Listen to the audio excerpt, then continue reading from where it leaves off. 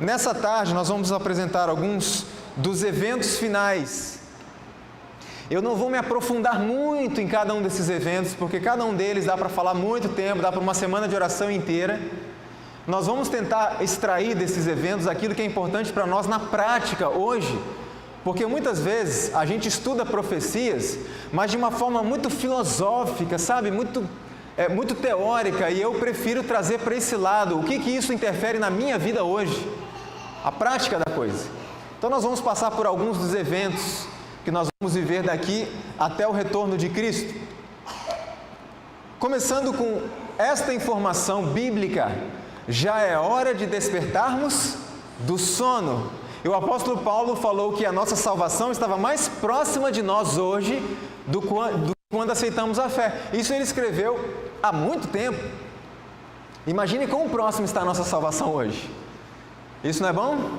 Amém por isso? Amém. Cristo está muito próximo de voltar, irmãos. Tudo isso vai acabar, esse sofrimento todo, essa luta, mas precisamos estar atentos e nos preparar para esse momento. Veja que exortação séria: nenhum entre 20 dos nomes que se acham registrados nos livros da igreja está preparado para finalizar sua história terrestre. É uma mensagem muito dura, mas necessária. Por quê? Fazer parte do grupo que está preparado não é, como dissemos ontem, uma imposição de Deus arbitrária. É uma decisão de cada um de nós. Fazer parte do grupo ou ser excluído dele é a gente que decide. O texto está dizendo de uma forma muito simples que nenhum entre 20 dos que estão registrados no livro da igreja estaria preparado se voltasse hoje. E isso, irmãos, é muito duro, é muito doloroso, mas vem com uma mensagem de esperança junto. A porta da graça ainda está aberta, ainda há oportunidade para todos nós. Precisamos nos preparar. Muitos há que não compreendem as profecias referentes aos nossos dias, e aí eu pergunto, cada um pense por si: você compreende? Você compreende as profecias do tempo do fim? Você sabe aplicá-las ao que está acontecendo no mundo hoje? Eu vejo algo acontecer e sei que isso tem uma relação direta com o que Cristo já disse, com o que a palavra de Deus já tinha revelado. Nós precisamos estar atentos. Especialmente devem Daniel e Apocalipse merecer atenção como nunca antes na história. E aí eu faço a pergunta de novo para a gente meditar: o quanto de Daniel, das profecias de Daniel e de Apocalipse, você e eu sabemos? Sabe qual é o perigo disso?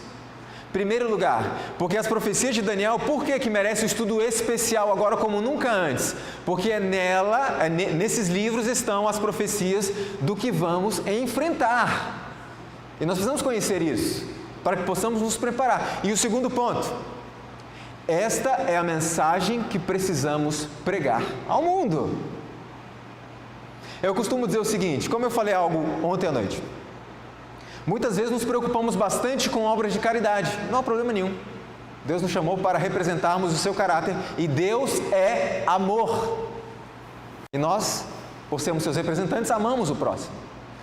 Porém, irmãos, não adianta absolutamente nada se eu mantiver uma família durante 50 anos com cestas básicas, com dinheiro, ajudando, sustentando, para que quando terminar tudo, essa família se perca.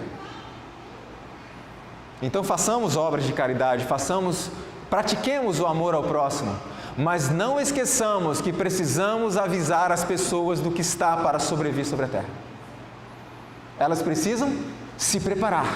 E se nós não fizermos isso, nós tiramos a oportunidade delas de se prepararem. E o que vai acontecer no final dos tempos? Vocês sabiam? E não me disseram. E agora eu estou perdido. Que isso não aconteça a nenhum de nós, irmãos. Então nós precisamos estudar esses assuntos. Deve-se fazer um grande esforço para manter este assunto, não só perante as pessoas do mundo, mas também diante de nossas próprias igrejas. Por que manter este assunto diante do nosso povo? É simples de entender. Ontem eu falei algo referente ao juízo final, que temos que pregar e temos que ter consciência de que haverá um juízo. Porque quando a gente não tem consciência, a gente vive uma vida muito tranquila.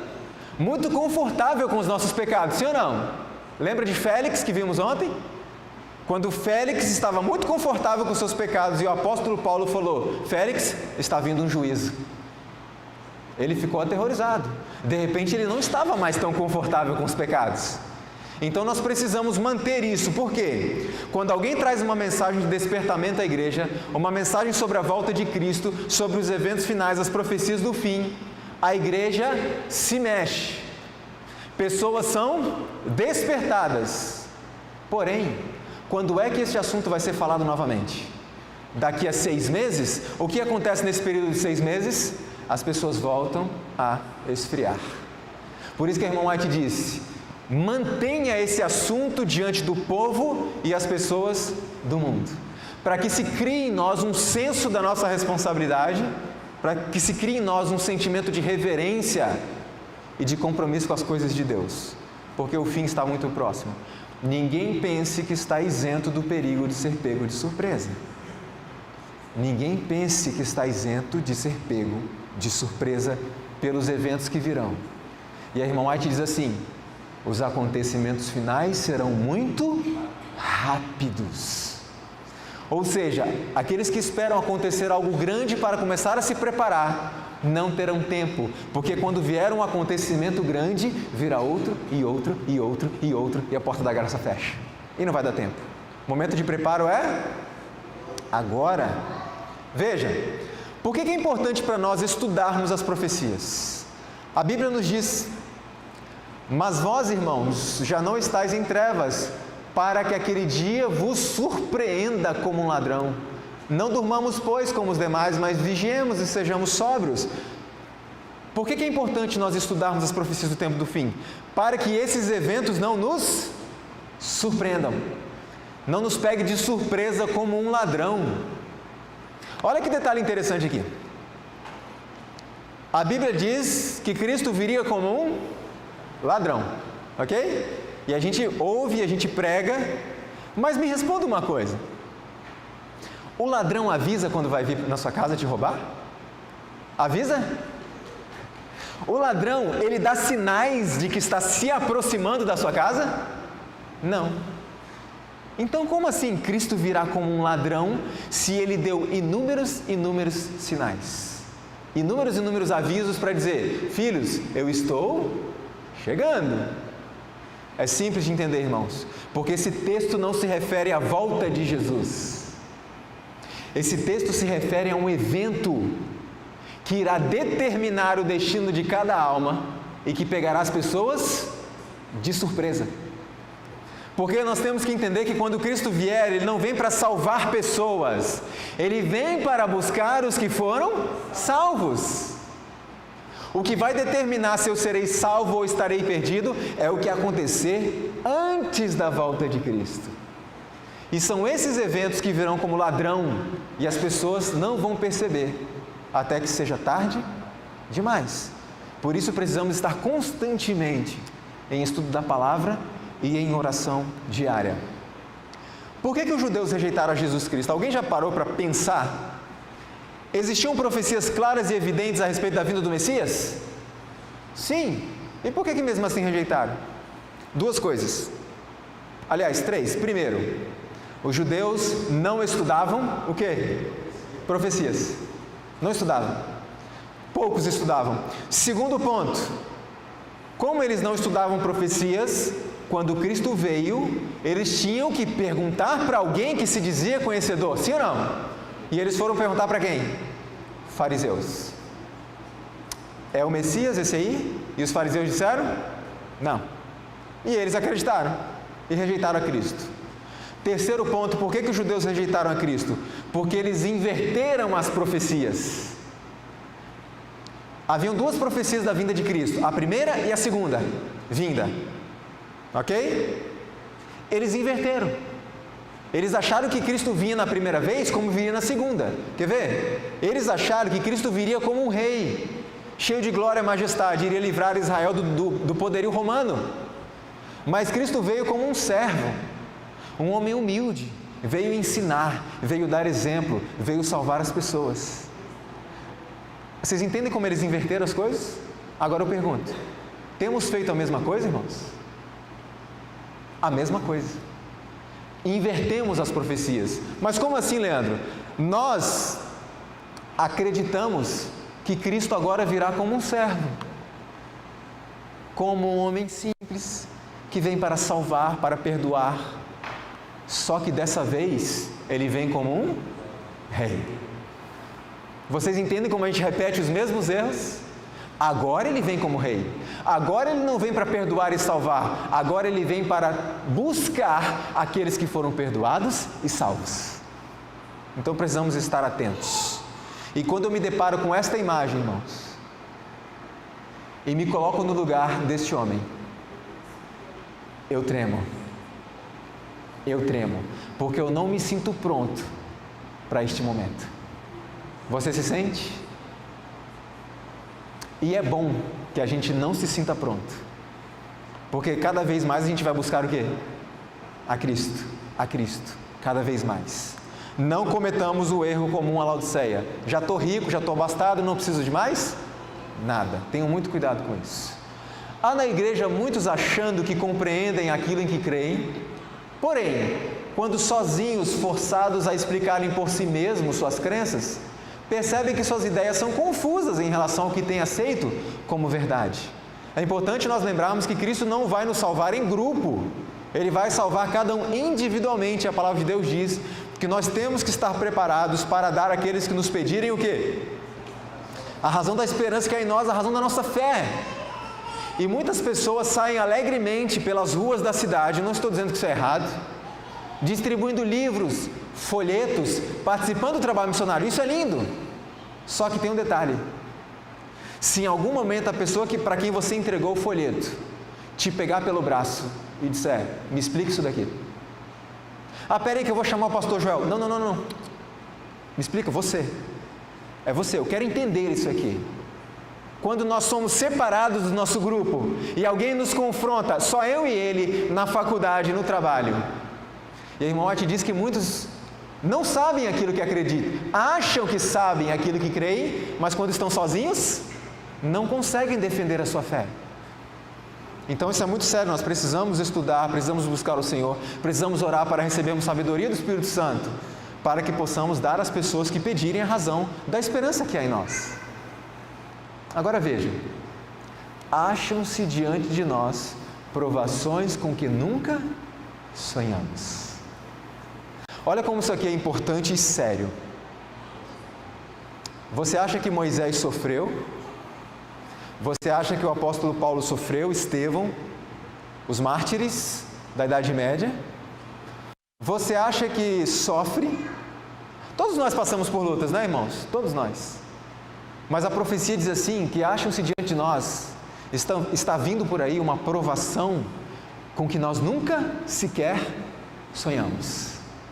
A gente nem imagina a provação que está vindo por aí. E eu vou repetir o que eu vou falar agora várias vezes durante essa palestra. Não fique com medo do que vem por aí. Fique com medo do que você está fazendo com a sua vida agora. Sabe por quê? Porque dependendo do que eu estou fazendo com a minha vida hoje, se eu estou buscando a Deus em oração, estudo da sua palavra, fazendo as reformas que Ele pediu que nós fizéssemos, não para sermos salvos, mas por amor àquele que pediu, quando vier a grande prova, estaremos prontos. A vitória já foi garantida na cruz, é só se apropriar dela.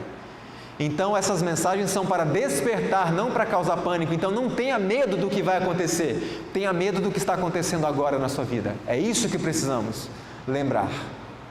Nós passaremos por provas, irmãos, uma crise que ninguém em toda a história da humanidade passou. Nem os valdenses, nem o povo lá da Idade Média, ninguém. Mas tem um detalhe: o povo de Deus não estará livre de sofrimento, mas mesmo perseguidos e angustiados, não serão abandonados a perecer. Deus não desamparará nenhum dos seus filhos.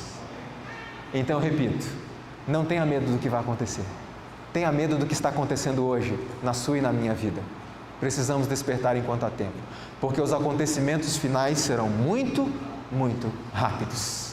E estão quase chegando. alguns dos eventos que irão decorrer neste período. Está profetizado, isso me enche de alegria, e com certeza enche você também, um grande reavivamento na igreja. Irmãos, me diga uma coisa, esse reavivamento foi prometido para qual igreja? Qual igreja, irmãos? Igreja Adventista do Sétimo Dia. Sabe o que isso significa? Algumas pessoas falam assim, bom, a igreja adventista se corrompeu. E eu discordo disso. Sabe por quê? Porque a igreja não mudou. Quem foi que se corrompeu? Eu.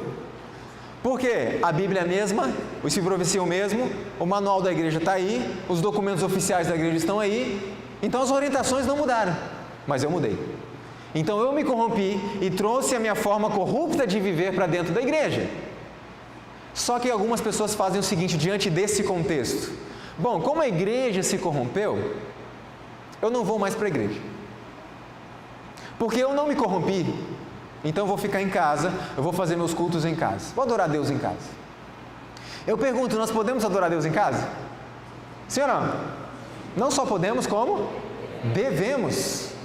Um dia uma irmã me perguntou assim, irmão, eu posso adorar Deus em casa? Eu falei, não só pode, mas você também deve. Então por que eu preciso vir para a igreja? E eu disse a ela o seguinte, você ama Cristo? Ela disse, profundamente. Eu falei, você tem certeza disso? Tenho, certeza. Ok. Então para aqueles que amam a Cristo profundamente, não é uma questão de poder ou não poder ir à casa dele. Se as portas estão abertas, e é a casa do meu melhor amigo, eu vou. Outro grupo de pessoas faz o seguinte, eu vou sair da igreja e vou abrir outra igreja. Uma igreja pura, santa, perfeita, tudo direitinho. Só que o reavivamento prometido foi para qual igreja? Essa aqui. A última, tem uma oitava na Bíblia? Não. Então, irmãos, se você e eu queremos participar do reavivamento, permaneça aqui. A igreja tem problemas, nós temos dificuldades na igreja, temos muitas dificuldades, temos muitas lutas, nós somos a igreja militante, estamos na luta, mas esta é a igreja. E se você tiver dúvida do que fazer, faça o que fez Moisés. O povo se corrompeu, ele não, mas Moisés permaneceu ali. E quando Deus disse, vou destruir o povo porque se corrompeu e vou fazer outra igreja, o que Moisés falou? O Senhor pode até fazer isso, Senhor, mas se fizer, risco o meu nome também. E Josué e Caleb, diante de Canaã, o povo se corrompeu. E Josué e Caleb falaram, não, então manda o povo para o deserto, e eu e Josué vamos ficar aqui, porque nós não corrompemos, somos puros e santos. Foi isso que eles fizeram? Não. Eles voltaram com o povo e passaram 40 anos no deserto com o seu povo. Eu quero que isso fique muito claro, irmãos. O reavivamento que foi prometido pela profecia, garantido, acontecerá aqui dentro. Então façamos a nossa parte. Não nos deixemos corromper por aqueles que se corromperam. Está claro? Façamos a nossa parte. Veja, haverá entre o povo do Senhor tal avivamento da primitiva piedade, como não fora testemunhado desde os tempos apostólicos. Olhando a situação da igreja hoje, quando eu falo igreja, o povo, as pessoas, parece possível que isso se cumpra? Não, parece impossível, mas é a promessa do Senhor. Vai haver um reavivamento nesta igreja como não aconteceu desde o Pentecostes. Amém? Eu quero participar disso. E você? Então fique aqui. Aqui é o seu lugar, como diz a música. Aqui é o seu lugar. A igreja talvez pareça como prestes a cair, mas não cairá.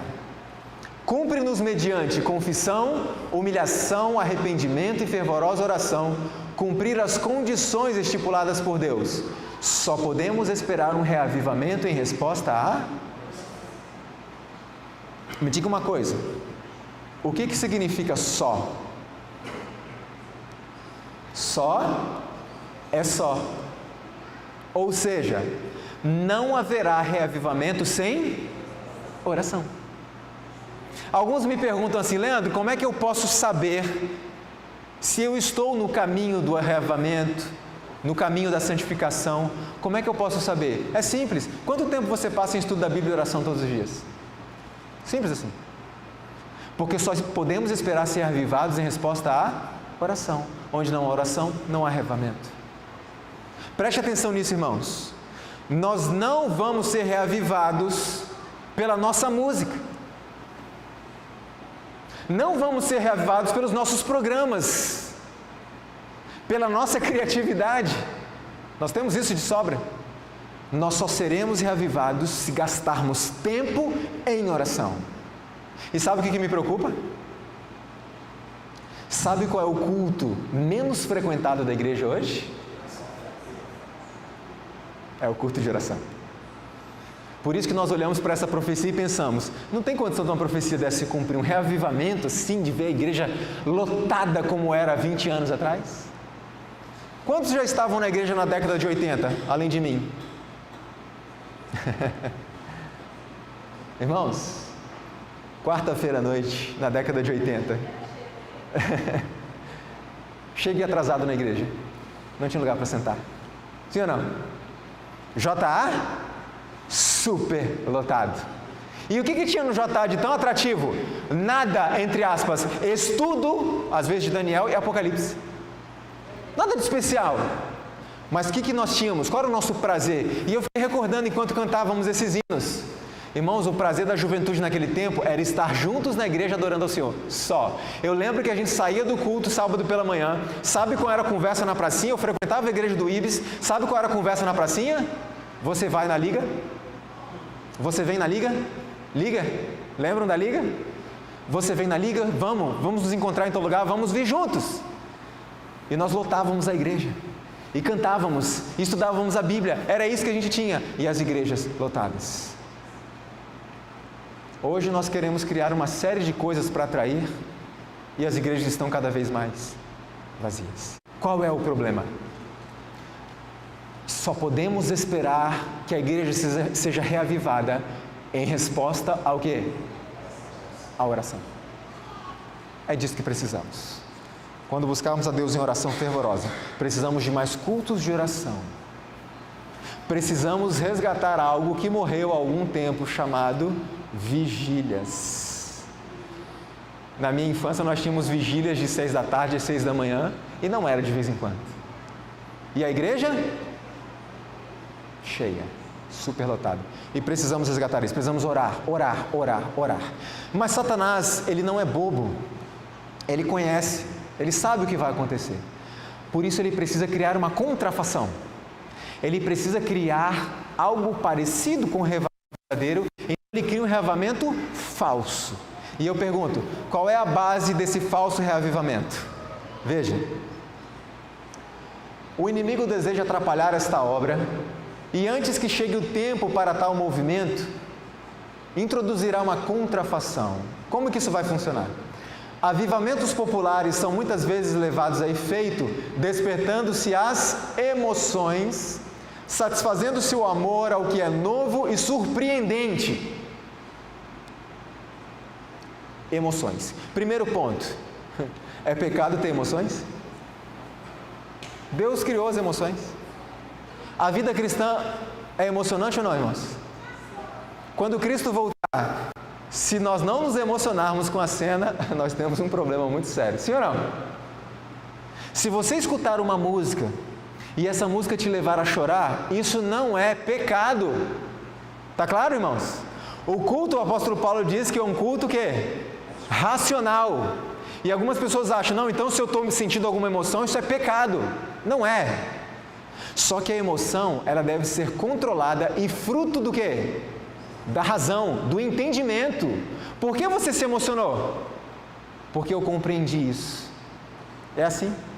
Mas muitas vezes vemos coisas que não dizem nada, não ensinam nada, e as pessoas estão muito emocionadas. E Satanás trabalharia dessa forma: vamos gerar emoção.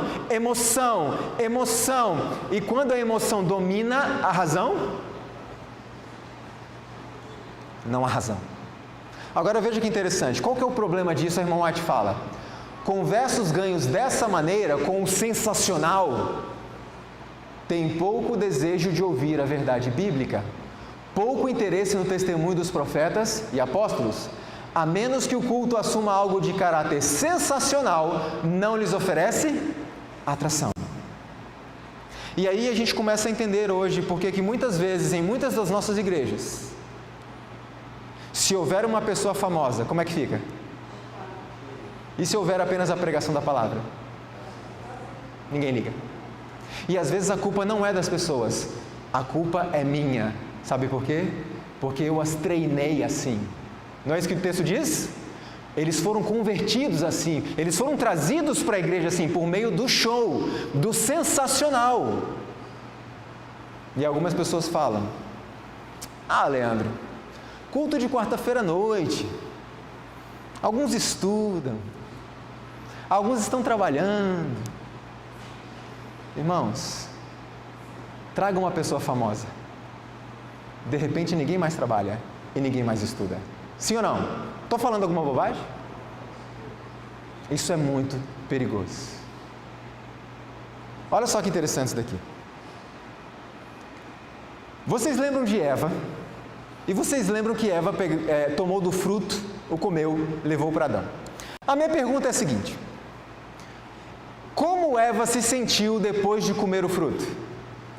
Bem ou mal? Se sentiu mal? Por que eu fiz isso? Ou se sentiu feliz e muito bem? Quer ver só? Eva disse a Adão que havia comido do fruto e, em vez de experimentar qualquer sensação de morte, sentia uma agradável e exaltadora influência. Via tristeza sobrevir ao rosto de Adão, mostrou-se atônito e alarmado, disse a Eva que estava bem certo tratar-se do inimigo contra quem havia sido advertidos. Olha que texto interessante aqui, olha duas informações básicas e claras. Eva sentiu, mas Adão sabia, entendeu. O que quer dizer isso? Irmãos, não importa como eu me senti, se o culto não cumpre os princípios estabelecidos por Deus em Sua palavra, Ele não aceita. Não importando se eu me senti bem, porque os sentimentos não podem ser critério para definir se algo é ou não aceitável ao Senhor. Deus requer de nós o assim, diz o Senhor. Porque Eva comeu o fruto proibido, Deus falou: não coma. E se sentiu bem. Sentiu. Mas Adão entendeu. Continua o texto dizendo assim, ó. Eva, ela assegurou-lhe que não estava sentindo nenhum mau efeito, mas ao contrário, uma influência muito agradável, e insistiu com ele para que comesse. Adão o quê? Está vendo a diferença aqui de novo? Adão compreendeu, Eva sentiu. Adão compreendeu muito bem que sua companheira transgredira a única proibição a eles imposta como prova de sua fidelidade e amor. Eva razoou que a serpente dissera que certamente não morreriam e que suas palavras tinham que ser verdadeiras. Por quê? Pois não sentia qualquer sinal do desagrado de Deus, mas uma agradável influência como imaginava que os anjos sentiam. Eva não apenas se sentiu bem, mas com base no seu sentimento, ela disse a Adão: Adão, é bem provável que o que a serpente falou é verdade. Como é que você sabe, Eva? Olha a palavra. Como é que você sabe que é verdade o que a serpente falou? Ah, porque eu estou me sentindo bem. Isso é falso reavivamento. O verdadeiro reavivamento tem como base e fundamento a oração. E o assim diz o Senhor, e não aquilo que as pessoas sentem. Obviamente que por meio do trabalho do Espírito Santo em nossa vida, nós começamos a sentir cada vez mais prazer no assim diz o Senhor, nas coisas que Deus gosta. Agora veja, irmãos, não são teus sentimentos, tuas emoções que te tornam filho de Deus, mas sim o fazer a vontade de Deus. Satanás leva o povo a pensar que, por terem sentido um êxtase de sentimento, estão convertidos. Sua vida, porém, não experimenta mudança. Seus atos são os mesmos de antes. Sua vivência não vai além dos sentimentos. Como eu disse, não é pecado o sentimento. Não é pecado se sentir bem. Mas junto com o sentir bem, tem que estar o assim diz o Senhor. Está de acordo com assim diz o Senhor? Ok? A santificação bíblica não consiste em forte emoção. Eis onde muitos são levados ao erro. Fazem dos sentimentos o seu critério. Quando se sentem elevados ou felizes, julgam-se santificados. Sentimentos de felicidade ou ausência de alegria não é evidência de que a pessoa esteja ou não santificada. Se eu sair de um culto extremamente incomodado e aborrecido, aquele culto pode ter sido uma bênção? Sim ou não? Sim. Sabe o que pode ter significado? O Espírito Santo me incomodando. Provocou mudança. Olha uma coisa interessante que meu pai sempre me disse. Filho, quando o Espírito Santo age, ninguém fica indiferente. Se a igreja inteira rejeitou a mensagem, se a igreja inteira ficou revoltada com a mensagem, o Espírito Santo falou. Porque quando o Espírito Santo age, ou você se opõe, ou você aceita. Então, se eu sair incomodado, pode ter sido uma bênção, porque é o Espírito Santo falando comigo. Filho, acorde, eu quero salvar você. Em contrapartida, pode ter um culto que eu saí muito feliz, muito alegre e não ter sido uma bênção? Pode. Um culto que me manteve na mesma condição, sem atentar para o tempo que estamos vivendo. Temos que prestar muita atenção nisso, irmãos, porque muitas pessoas vão perder a salvação por nossa culpa. Não importa quais sejam os êxtases dos sentimentos religiosos, Jesus não pode habitar no coração que desrespeita a lei divina. Não importa se foi legal, se foi gostoso, se me agradou, se não está de acordo com a lei de Deus, se não está de acordo com os princípios da palavra e do Espírito de profecia, Deus não aceita e não permite que Cristo habite em nós. Evidentemente, cada um será julgado pelo quê? Pela luz que recebeu, ok? Uma concepção errônea do caráter, perpetuidade e vigência da lei divina tem ocasionado erros quanto à conversão e santificação, resultando em baixar na igreja a norma da piedade. Estamos ainda dentro de um contexto do falso reavivamento. A irmã Mate continua dizendo assim: aqui deve encontrar-se o segredo da falta do Espírito e poder de Deus nos avivamentos do nosso tempo. Aonde? Baixar na igreja a norma da piedade. E ela diz mais: uma das razões para não haver mais fervor religioso, reavivamento, é porque a mente está ocupada com coisas sem importância e não há tempo para meditar, pesquisar a Bíblia, orar. Então, onde está o problema quando não há avivamento? Não está havendo estudo individual da palavra, não está havendo oração individual e as normas estão sendo baixadas. Falso reavivamento, sem Bíblia, sem oração, sem normas. Vivifica-me, disse o salmista, segundo a tua palavra. Todo reavivamento, irmãos, passa pela palavra e pela oração. Não tem como acontecer sem isso. Porque sem mim, disse Cristo, nada podeis fazer. Outro evento, o selamento. Qual é o selo de Deus? Qual é o selo de Deus? O sábado. Qual é a marca da besta? Não responda, eu já sei. É um chip implantado sobre a pele, ou na testa, ou aqui na mão. Não? Um código de barra? Alguma marca física? Não? Vamos comprovar isso? Veja que interessante. Quando disse que o sinal de Deus será colocado sobre a testa e a mão, significa o quê? Que é um sinal físico? Como é que nós entendemos isso? Veja só uma exortação de Deus lá no passado ao povo de Israel. E estas palavras que hoje te ordeno estarão no teu coração e as ensinarás a teus filhos. Também as atarás por sinal na tua mão e te serão por frontais entre os teus olhos. O que é o frontal entre os olhos? Testa. Eu pergunto, as pessoas então andavam com a lei de Deus amarradas na mão? Ou com a lei de Deus coladas na testa? Não. O que significa a testa e a mão? Testa, compreensão, convicção, aceitação. E mão? Obras. O resultado, as obras. Agora veja que interessante. Santificai os meus sábados e servirão de sinal entre mim e vós. O sinal de Deus é o sábado. O sinal ou selo de Deus é revelado na observância do sábado do sétimo dia. A marca da besta é o oposto disso, a observância do primeiro dia da semana. Tá claro, irmãos? E aí tem um outro texto da irmã White que ela diz assim, que o domingo ainda não é a marca da besta, se tornará quando for obrigatório, quando for por lei, ok? Agora veja que interessante, o sinal de Deus é revelado na observância do sábado. E tem muitas pessoas que acreditam que serão selados unicamente porque têm o nome de Adventista do sétimo dia. E não é isso que o texto diz.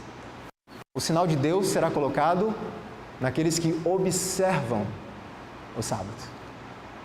Por que o sábado? Porque o sábado nos apresenta Deus como nosso Criador. Aquele que é o único digno de adoração. Por quê? Porque foi quem nos criou. Existem condições para sermos selados, sim ou não? Existem condições. A Bíblia é cheia de sis. Se o meu povo, que se chama pelo meu nome, te coloquei como cabeça e não como cauda, se obedeceres. Então existem alguns sis. Veja, a grande multidão dos cristãos professos deparará com amargo desapontamento no dia de Deus. Por quê? Eles não têm na testa o selo do Deus vivo. Sendo mornos e indiferentes, eles desonram muito mais a Deus do que o descrente confessa.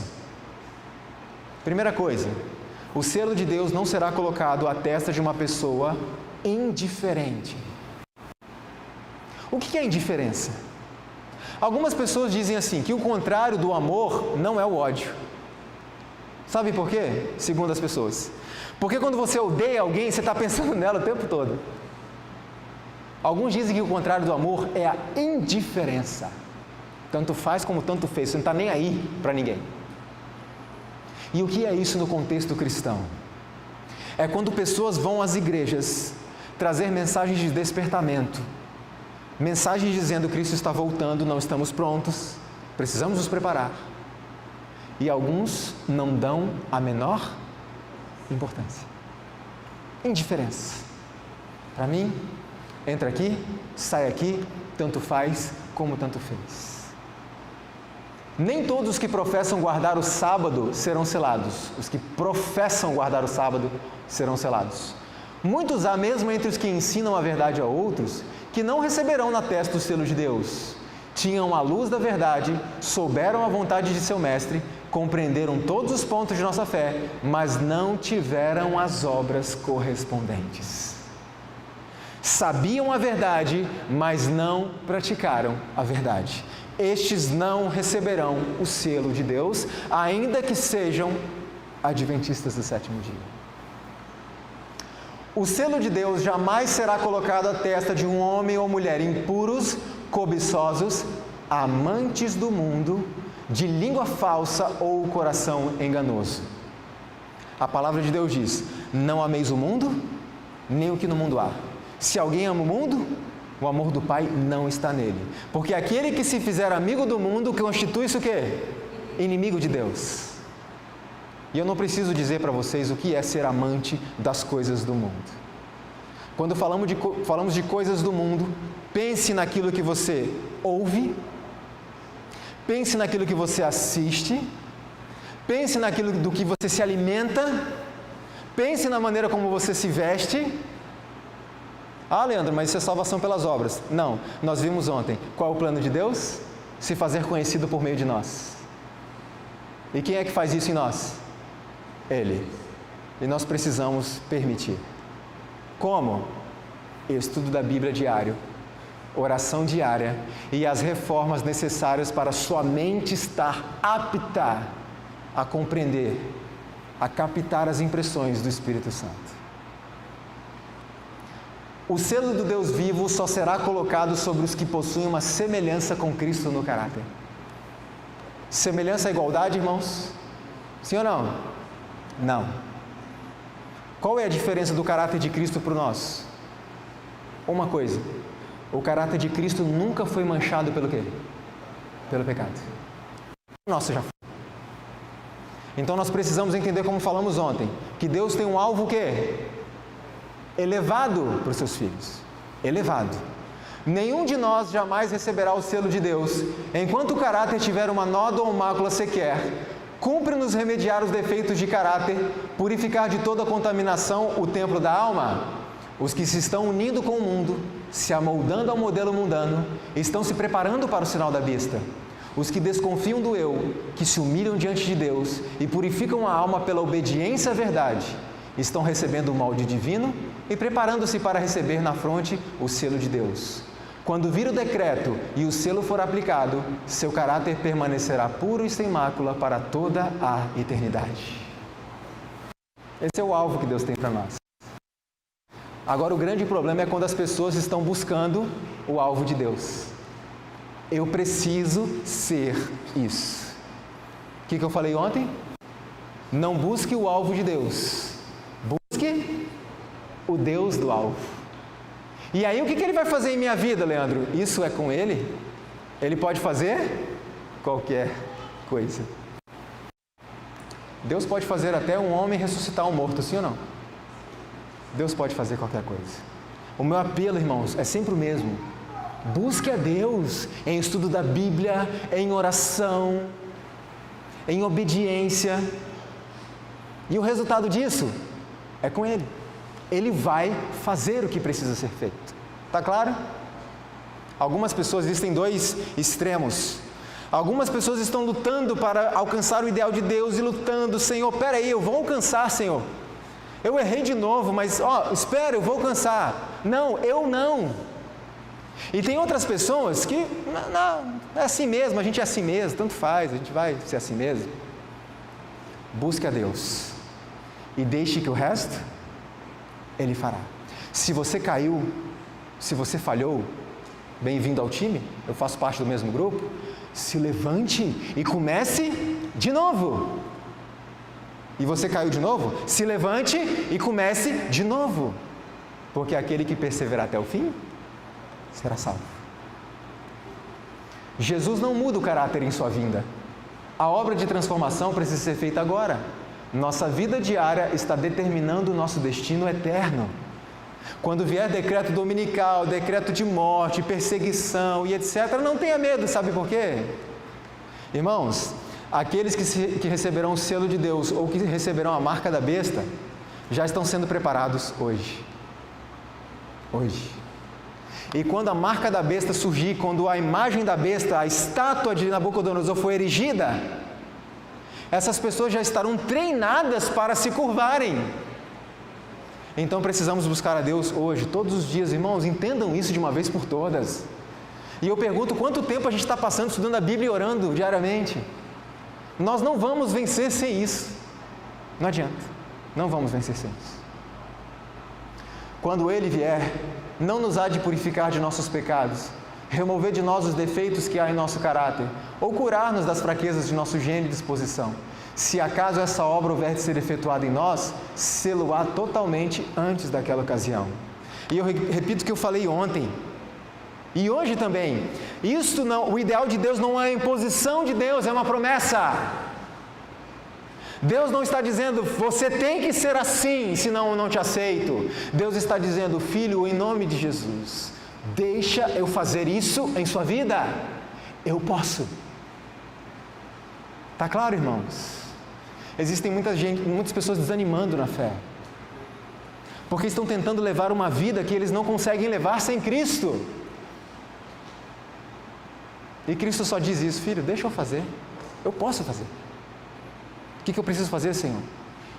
Estude a sua Bíblia diariamente, ore diariamente, E por favor, tira da sua vida aquelas coisas que eu pedi, porque essas coisas estão me atrapalhando. A irmã White tem um texto que diz assim: mais do que qualquer outra coisa estão os divertimentos contribuindo para anular a operação do Espírito Santo. Ou seja, se eu estudo muito a Bíblia e oro, mas eu mantenho hábitos que Deus proíbe, esses hábitos anulam o estudo da Bíblia e a oração.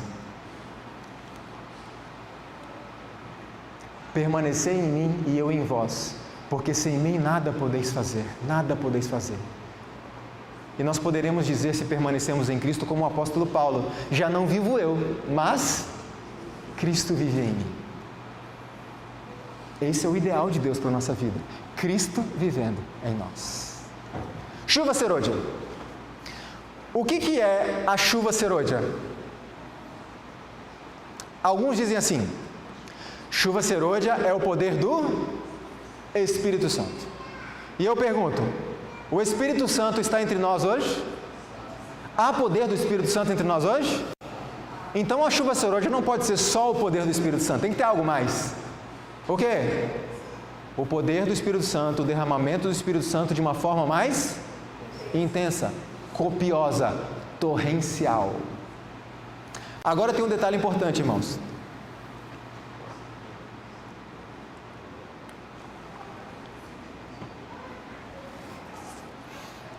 O que é a chuva serôdia literal? Existiam dois tipos de chuva. A primeira era a chuva temporã, que servia para quê? Preparar o solo. E depois a chuva serôdia servia para quê? Para a colheita. Agora veja que interessante. Seria possível você colher alguma coisa sem chuva temporã? Não. Então qual que é na prática para nós hoje, como eu disse no começo? Eu gosto de trazer essas informações para o nosso dia a dia. Significa que não receberá chuva serôdia quem não estiver recebendo diariamente o quê? A chuva temporã. E como é que se recebe a chuva temporã? Diariamente, que prepara o solo para receber a semente, para que a semente cresça, amadureça e produza frutos? Eu vou parecer repetitivo aqui, irmãos, mas eu preciso ser. Estudo da Bíblia, oração e as reformas para a mente estar apta a receber as impressões do Espírito Santo. A chuva serôdia é o poder do Espírito Santo de uma forma mais intensa que será derramado no seu povo. Você quer receber? Eu quero muito receber essa chuva, irmãos. Mas para isso precisamos estar recebendo a chuva temporã. Conheçamos e prossigamos em conhecer ao Senhor. Olha o segredo. E Ele a nós virá como chuva serôdia que rega a terra. A chuva serôdia virá para dar poder à grande voz do terceiro anjo e preparar os santos para estarem de pé no período em que as 7 últimas pragas serão derramadas. Olha que interessante essa informação. A chuva serôdia virá para nos dar poder para concluirmos a mensagem da pregação do Evangelho. E também virá para preparar os santos para estarem de pé no momento das pragas. Então me responda uma coisa: quem não receber chuva serôdia não estará o quê? Preparado. Sabe o que isso significa? Se o tempo é urgente, irmãos, porque Cristo está próximo de voltar, é muito mais urgente, porque a porta da graça fecha antes. E se é urgente porque a porta da graça fecha antes, é muito mais urgente, porque o selamento começa onde? Começa por nós, depois os outros. E é muito mais urgente, sabe por quê? Porque a chuva serôdia vem para nos preparar. E quem não receber a chuva, não estará preparado. Vocês conseguem entender a urgência do momento que estamos vivendo, sim ou não? Vocês conseguem entender porque muitas vezes eu apelo, quase choro aqui da frente, implorando para as pessoas: estudem a Bíblia, orem e venham para a igreja.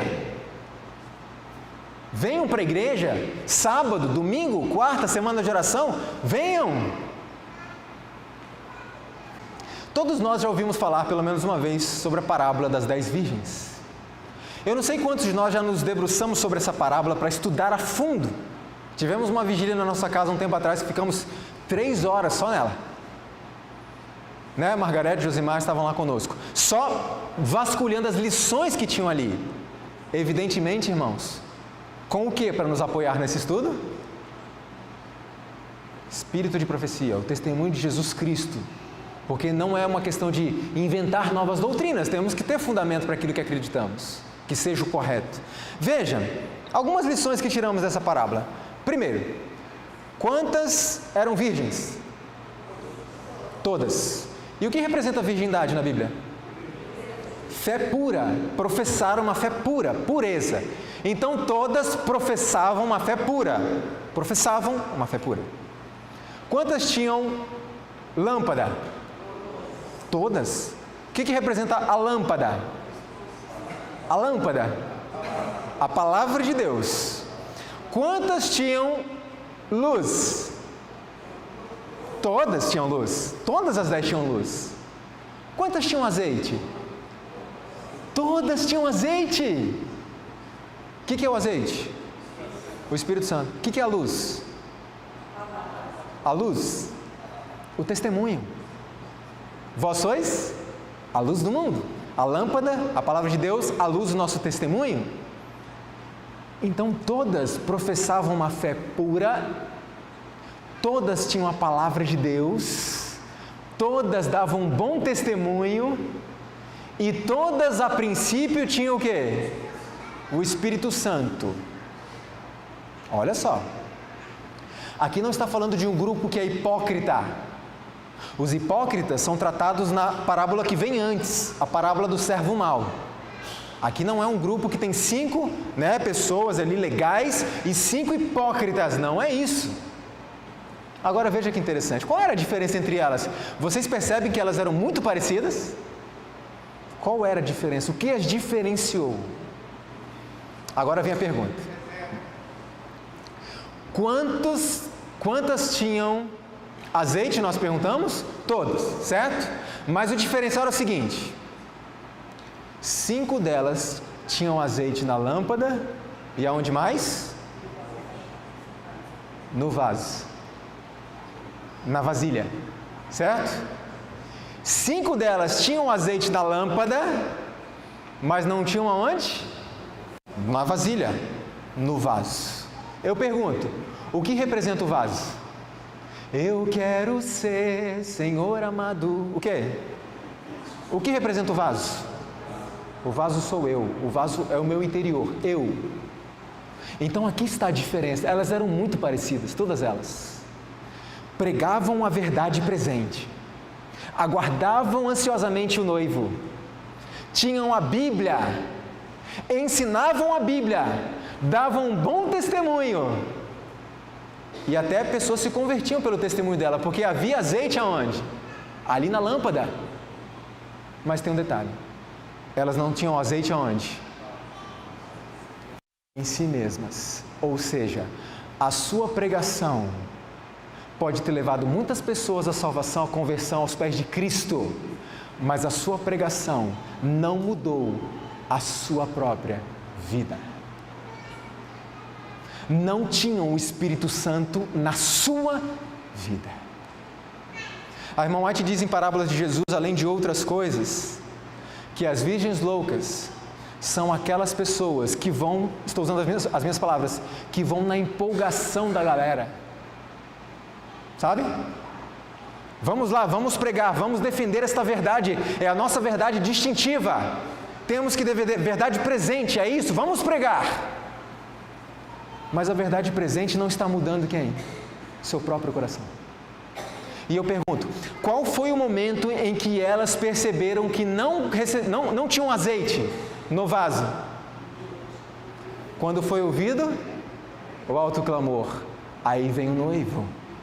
Sabe o que significa para nós?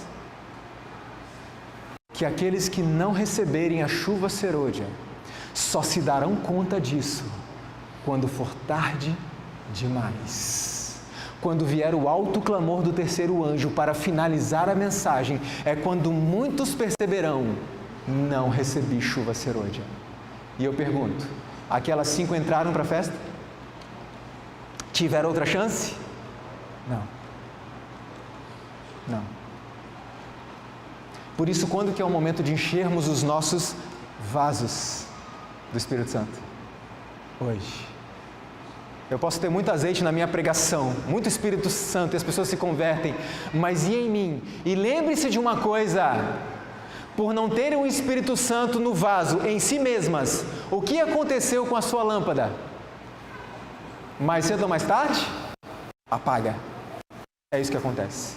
Então, irmãos, vamos encher os nossos vasos.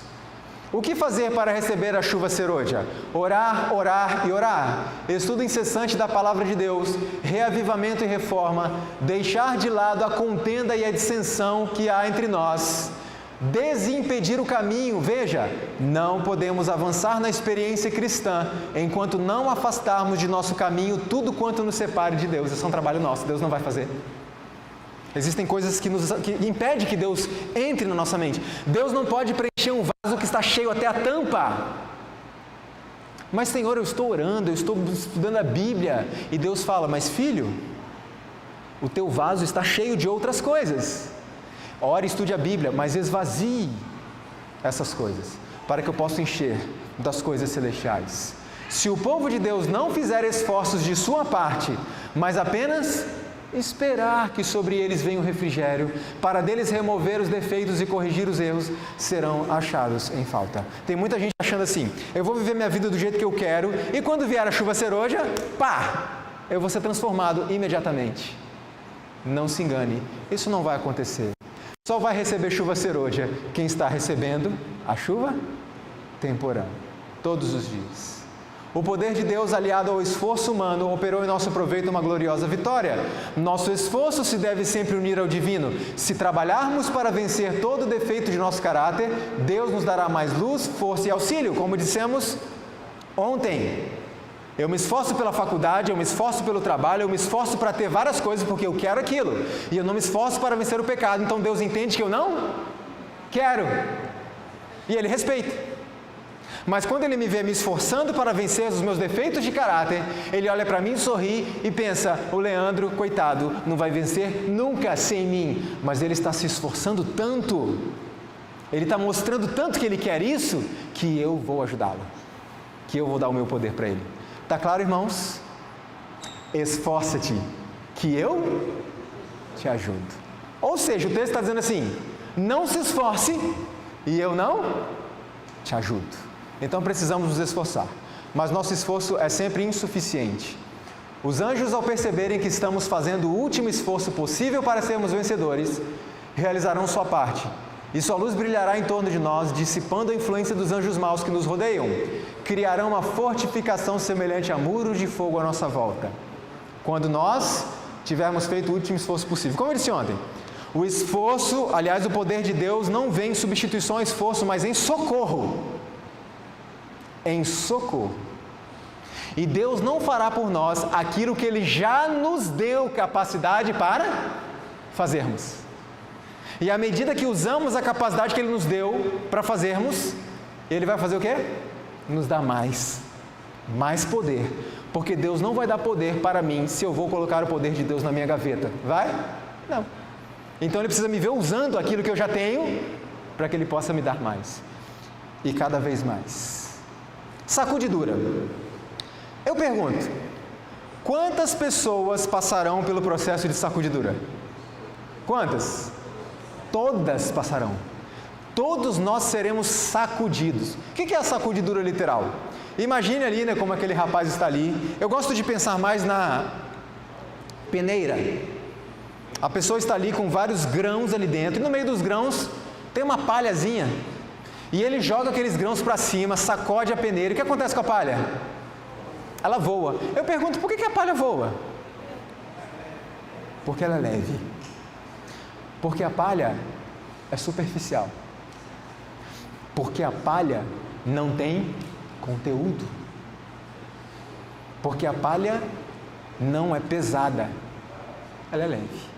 E por que o grão volta? Porque ele é sólido, ele é firme. Ele tem conteúdo. Agora veja que interessante. O que é sacudidura? É um momento que todos nós teremos que enfrentar como se fôssemos a única pessoa no planeta. Todos nós seremos provados individualmente. A igreja será sacudida. Entrarão doutrinas espúrias. não bíblicas, mas muito parecidas com a verdade. E todos serão sacudidos. Porém, aqueles que estão firmados, que têm conteúdo, aqueles que têm peso, eles também serão jogados para lá e para cá, mas permanecerão, porque eles não são leves.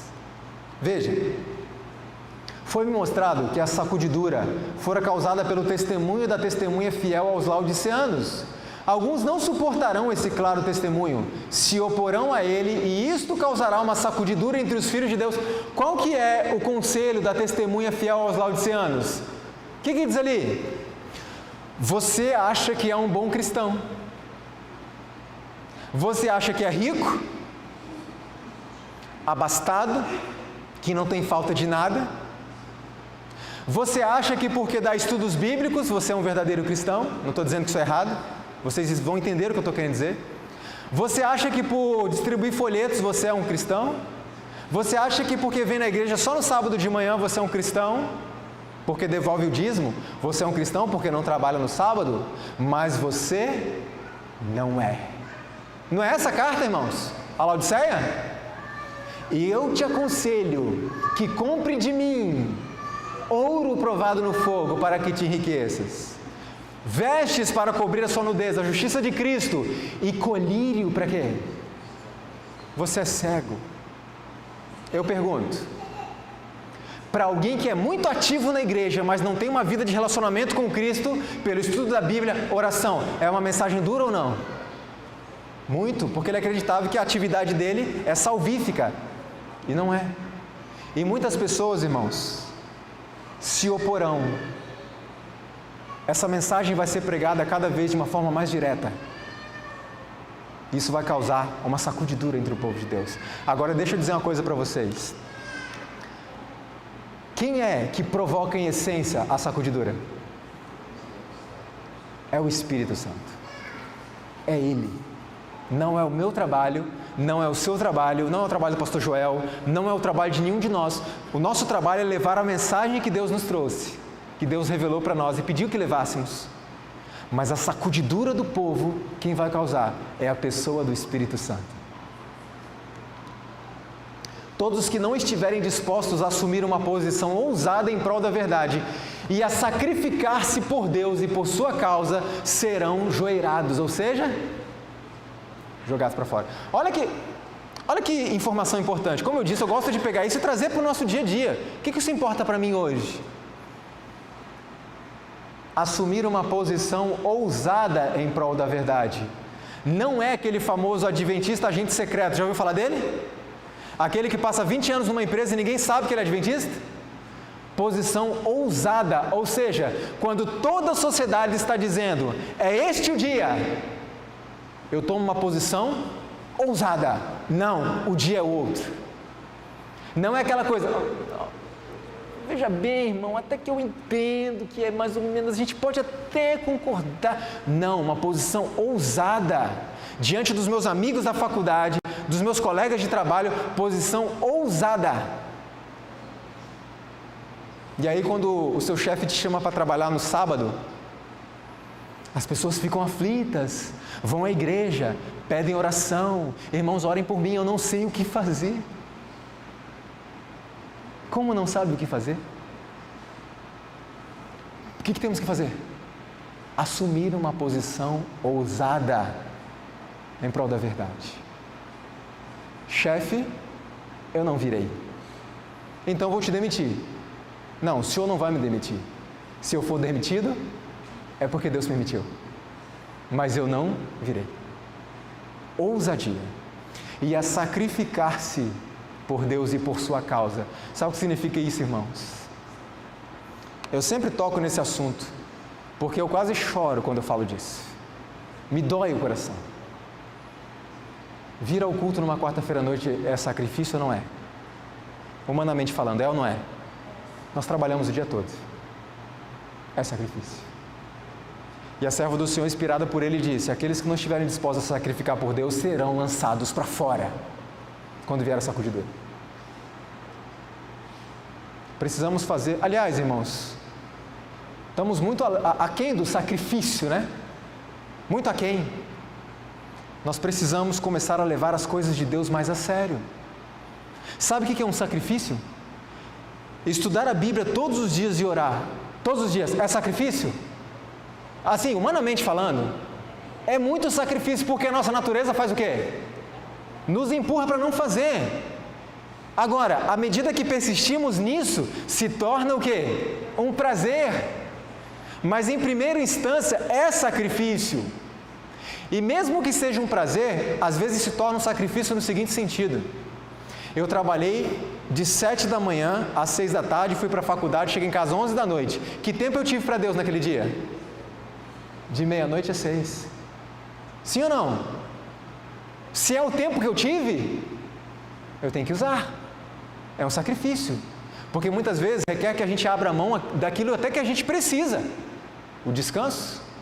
E um dia uma pessoa disse assim: Leandro, mas isso é intemperança. Vigília, passar a noite inteira estudando a Bíblia, discutindo no bom sentido assuntos espirituais com os irmãos, orando. Isso é intemperança. Irmãos, então avisa para Cristo. Porque Cristo fazia isso constantemente. Sacrifício. E tem muita gente se sacrificando, se matando para vencer os pecados. Não vence. O nosso sacrifício, o nosso esforço tem que ser nisso. Se manter ligado a Deus, estudar a Bíblia, orar, vigílias, vir para a igreja. É aí que o pecado é o quê? Vencido. Entende, irmãos? Sacrificar-nos por Deus. É disso que precisamos. Como eu disse ontem, as pessoas não vão levar a gente a sério se a gente não levar a nossa igreja a sério. Não adianta. O resultado da sacudidura será a apostasia de certo número de membros da igreja. Agora, por que acontecerá uma apostasia? Quais as causas dela? Mornidão, indiferença, como eu disse, desobediência, pressões do mundo, porque seguir a Deus será cada vez mais difícil. Hoje está até tranquilo, né? Mas vai ser cada vez mais difícil. Conhecimento superficial, negligência na oração e comunhão diárias e o conselho da testemunha fiel aos laodiceanos, que as pessoas não querem ouvir isso e vão embora. O que fazer então para não ser levado pela sacudidura? Ninguém que leve uma vida de plena consagração e de verdadeira comunhão com Deus será afetado por este processo. Vai passar pelo processo, mas não será afetado, não será lançado fora. Então vocês estão percebendo que ontem à noite, hoje pela manhã, agora à tarde, amanhã à noite, a minha mensagem sempre gira em torno de 3 coisas: estudo da Bíblia, oração e as reformas para que a mente esteja apta a receber. Reavivamento e reforma. A irmã White diz que essas 2 coisas não podem ser desassociadas. Tem que andar juntas. O grande engano de Satanás. Hoje pela manhã nós vimos que o último engano de Satanás será justamente fazer com que as pessoas passem a não crer mais no ensino de profecia, certo? Mas qual vai ser o grande engano dele? O grande engano final e como nós poderemos identificar esse engano? Olha qual vai ser o engano final. Satanás está trabalhando como nunca antes. Ele está procurando atuar como dirigente do mundo cristão. Como ato culminante no grande drama do engano, o próprio Satanás personificará Cristo. Satanás virá esta terra, pisará aqui, etc., dizendo que é quem? Cristo. Agora eu pergunto, Satanás vai imitar a vinda de Cristo? Vindo das nuvens do céu com poder e grande glória, e todo o olho verá? Sim ou não? Não. Veja o que diz a serva do Senhor. Não será permitido a Satanás imitar a maneira do advento de Cristo. O Salvador advertiu seu povo contra o engano neste ponto e predisse claramente o modo de sua segunda vinda. Não há possibilidade de ser imitada esta vinda, será testemunhada pelo mundo inteiro. E aí algumas pessoas pensam assim, bom, como é que eu vou identificar que não é Cristo? Tem 2 formas muito simples. Primeiro, a Bíblia diz que todo olho o verá. Satanás vai vir e não vai ser visto pelo mundo inteiro ao mesmo tempo. Então está fácil. Segundo, a Bíblia diz que nós encontraremos o Senhor nos ares, certo? Então está fácil. Se pisou aqui, não é Cristo. Se não pode ser visto por todo mundo, não é Cristo. Mole! Fácil ou não, irmãos? Não é tão simples assim. Sabe por quê? Porque a questão não é saber se é ele ou não é. A questão é ter forças para resistir. Sabe por quê? Satanás virá como um ser glorioso, com uma voz doce e suave como a de Cristo, irá ensinar coisas lindas, maravilhosas como Cristo, e com toda aquela glória, manifestações sobrenaturais de poder, curas milagrosas. E ele vai procurar os governantes da terra e vai dizer assim: sabe por que estão acontecendo calamidades? Porque tem pessoas pisando na minha lei. E eu disse que o dia de guarda agora é qual? É o domingo. Eu pergunto, você está preparado para enfrentar essa pressão? Quando eu estou no trabalho e os meus colegas têm algumas conversas ali religiosas e começam a nos pressionar, você consegue suportar essa pressão, resistir firme na defesa da sua fé? Sabe o que vai acontecer nesse dia? Não vai ser seus colegas de faculdade, não vão ser seus colegas de trabalho, será toda a humanidade contra nós. Estamos nos preparando para enfrentar essa pressão? Vem amanhã à noite que você vai ver a pressão que vai ser. Então a questão não é identificar ou não. Muitas pessoas que seguirão Satanás saberão que não é Cristo. Mas vai ser tão bonito, tão glorioso, que eles não vão ter forças. Quer ver? Olha que simples. Sejamos muito sinceros, quando eu estou diante da minha televisão, eu sei identificar que aquilo é do diabo ou não? Se aquele programa é diabólico ou não, se aquele filme é do diabo, eu sei identificar, irmãos? É lógico que eu sei. É lógico, muitas pessoas quando eu converso sobre cinema, televisão, pornografia, etc., as pessoas falam: Nando, eu sei, né? Eu sei. Então a gente sabe. A pergunta é: para de ver. Por que a gente não muda de canal? Porque a questão não é saber se é do diabo ou não. A questão é ter forças para resistir. E é isso que precisamos buscar hoje. E aí eu pergunto: os nossos eventos, programações, cultos, reuniões de pequenos grupos, congressos e etc., estão preparando o nosso povo para enfrentar as pressões que estão se aproximando?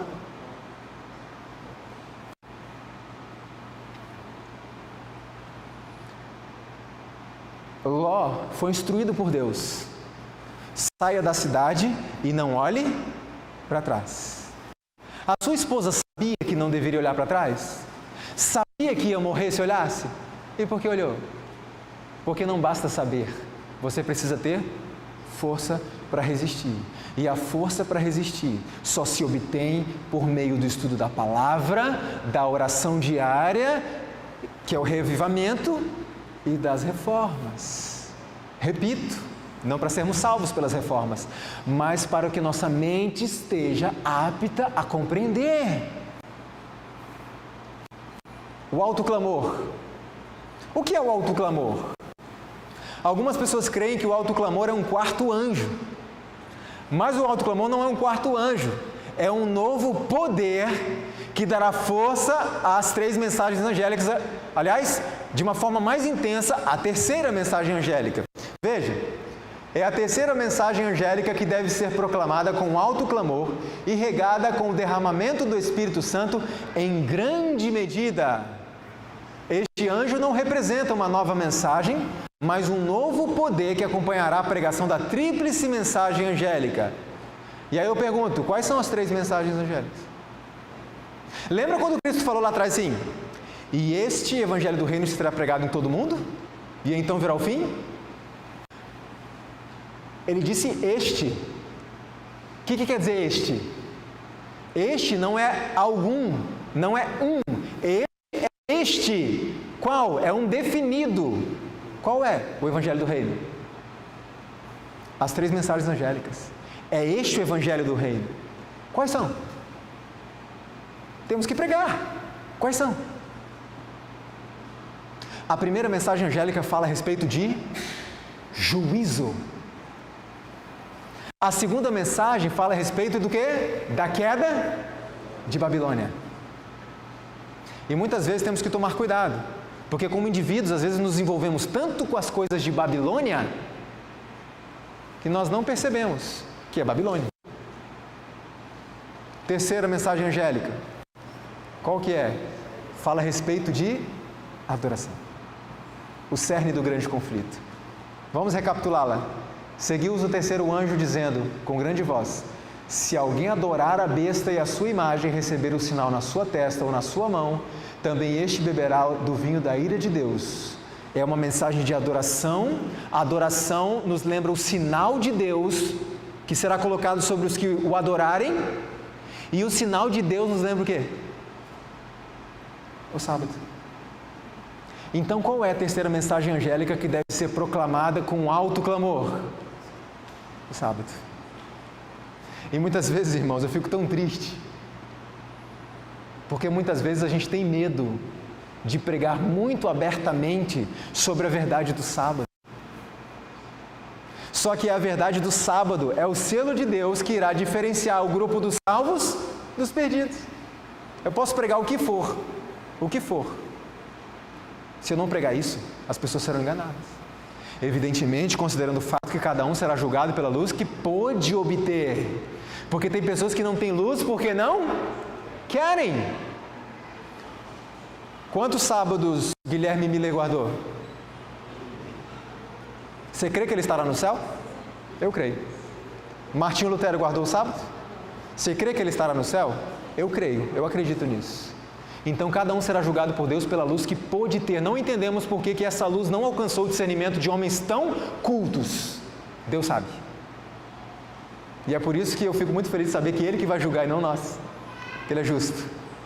Agora vejam, a adoração nos lembra o sinal de Deus, que nos lembra o sábado. Devem apresentar mensagens tão fora do comum que o povo seja despertado e advertido.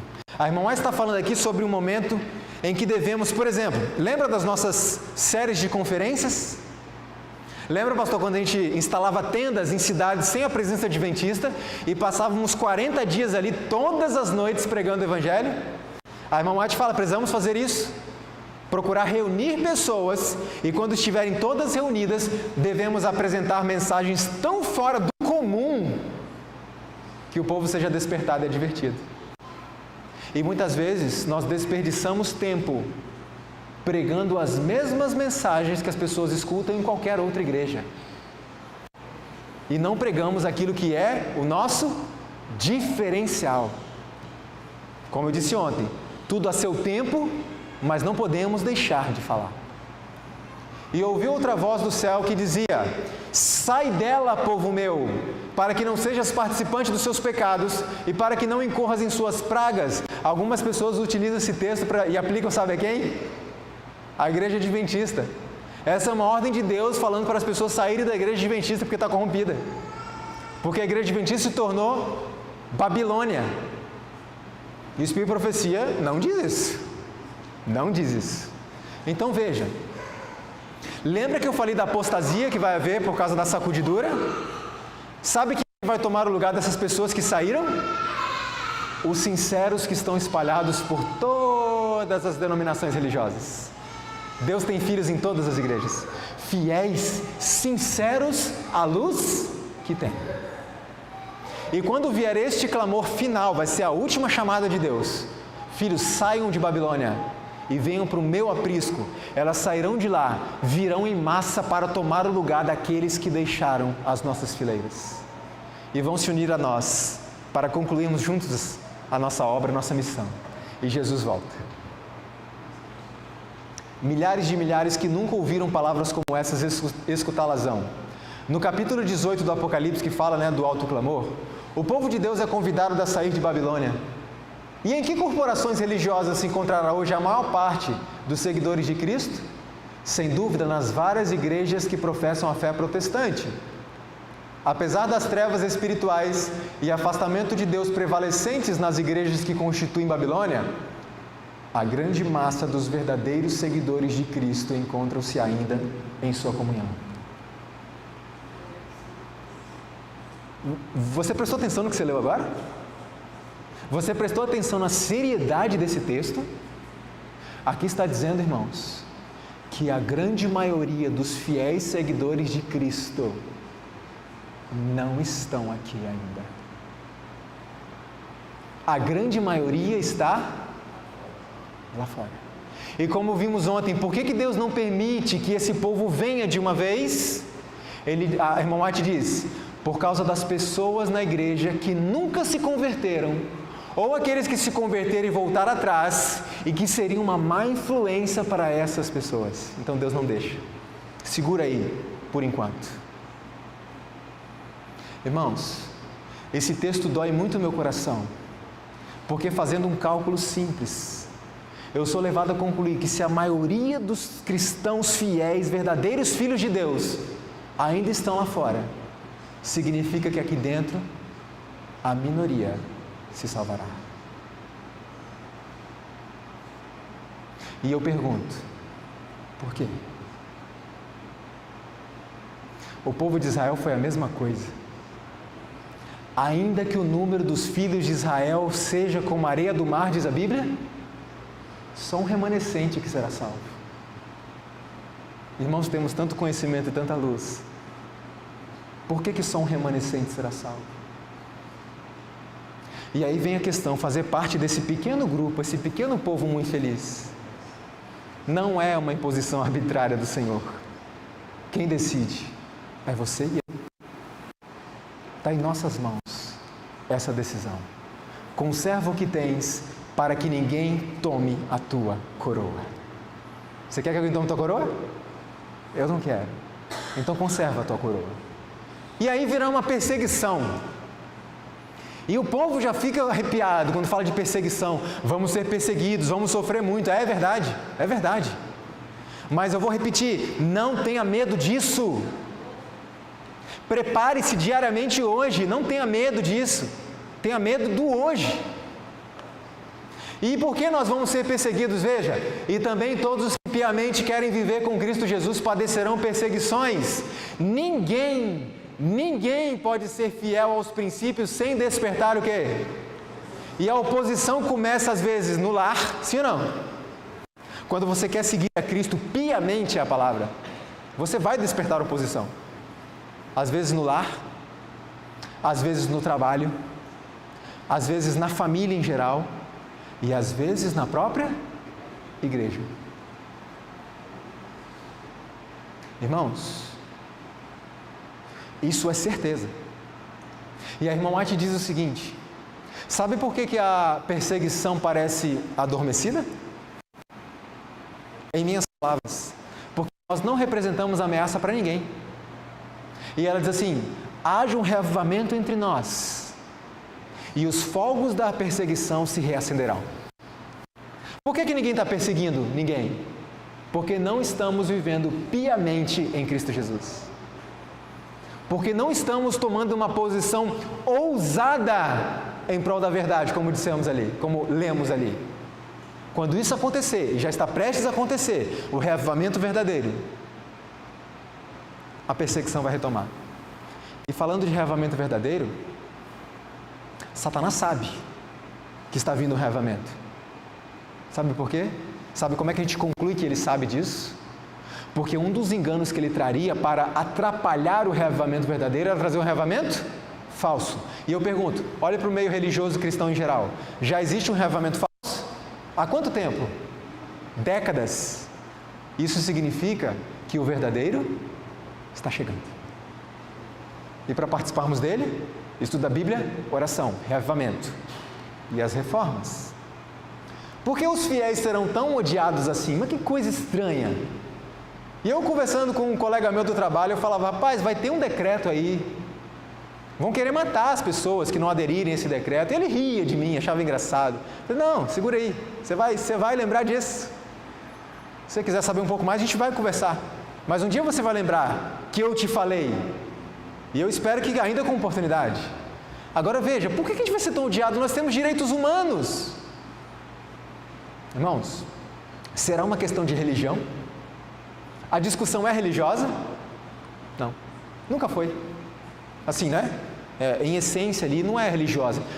Tende para o espiritual, para a religião, mas a ideia, a conversa não é religiosa. Quer ver só? Os que honram o sábado bíblico serão denunciados como inimigos da lei. Declarar-se-á que seu zelo é teimosia, obstinação e desdém à autoridade. Serão acusados de deslealdade para com a igreja. Isso está escrito ali? Não, para com o governo. Eu pergunto, o que é um inimigo da lei?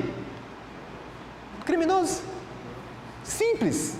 Então será estabelecido um dia, porque o mundo está cheio de catástrofes, terremotos, tsunamis, tornados, violência, imoralidade, corrupção, porque as pessoas esqueceram de Deus. E nós precisamos lembrar de Deus. Então vamos escolher um dia para que a humanidade possa parar, as famílias se reunirem, irem à igreja, e vocês vão ver amanhã em que andamento está o decreto dominical. Vem amanhã. Em que pé está? Está perto ou está longe? Vem amanhã que vocês vão ver. Eu vou trazer, irmãos, notícias inclusive deste ano. Então veja.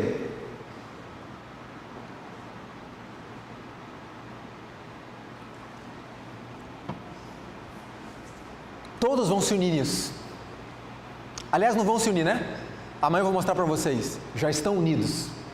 As outras igrejas já estão unidas. Se você está esperando o ecumenismo, a união das igrejas como uma profecia do tempo do fim, já aconteceu. Eu vou mostrar amanhã, inclusive por meio de documentos assinados entre denominações. Então veja só que interessante. Todo mundo vai se unir por essa causa. É uma causa bonita ou não é? Linda! Mas só um pequeno povo teimoso, você e eu, não vamos aderir a isso. Por quê? Porque não importa os êxtases dos sentimentos. Jesus não está naqueles que desrespeitam a sua lei. E nós vamos ficar ao lado da lei de Deus, a adoração ao Senhor. E aí eu pergunto a vocês, vai ser fácil ou difícil odiar a gente? Mole, mole. Muito fácil odiar esse povo que não quer ajudar a acabar com as tragédias. E nós seremos criminosos, pessoas que não obedecem à lei. Por isso seremos jogados na cadeia. Depois muitos sofrerão a morte. E aí? É isso. Não é uma questão religiosa, é uma questão social, civil. Olha só. Virá então o decreto dominical, temido o decreto dominical. Amanhã eu vou falar um pouco mais em detalhes, eu não vou falar muito hoje. Mas veja o que diz a palavra de Deus. A todos faz que lhe seja dada certa marca sobre a mão direita ou sobre a fronte, para que ninguém possa comprar ou vender, senão aquele que tem a marca. Já falamos sobre isso. A fim de se fazerem populares e conquistarem a simpatia do povo, os legisladores hão de ceder ao desejo deste de obter leis dominicais. Olha que informação interessante. Por muito tempo eu acreditei que a lei dominical ia ser estabelecida ali pelos nossos governantes e imposta ao povo. E eu percebi que não vai ser bem assim. Sabe como é que vai ser? O povo vai exigir isso. O povo vai pressionar os governantes para que assinem essa lei, decretem essa lei. E eles, para se manterem populares, simpáticos ao povo, eles vão ceder ao desejo do povo de obter leis dominicais. Ou seja, irmãos, se você está pensando que quando vier o decreto, até o povo aderir a isso, o povo ser convencido disso, vai demorar. Irmãos, é o povo que vai levar os legisladores a fazer isso, e não o contrário. E isso já está acontecendo. Já está, amanhã eu vou mostrar para vocês. Já está acontecendo, só falta uma canetinha. Vem amanhã.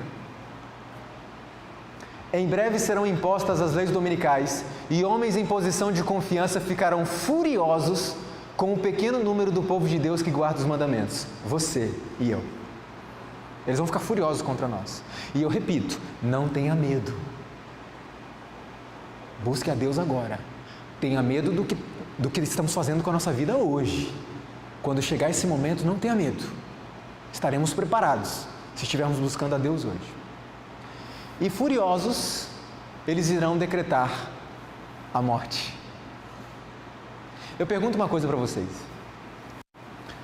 Quando vier o decreto de morte que o Apocalipse 13 define desta forma, e lhe foi dado comunicar fôlego à imagem da besta para que não só a imagem falasse, como ainda fizesse morrer quantos não adorassem a imagem da besta. Quem é que terá permissão para matar esse pequeno povo?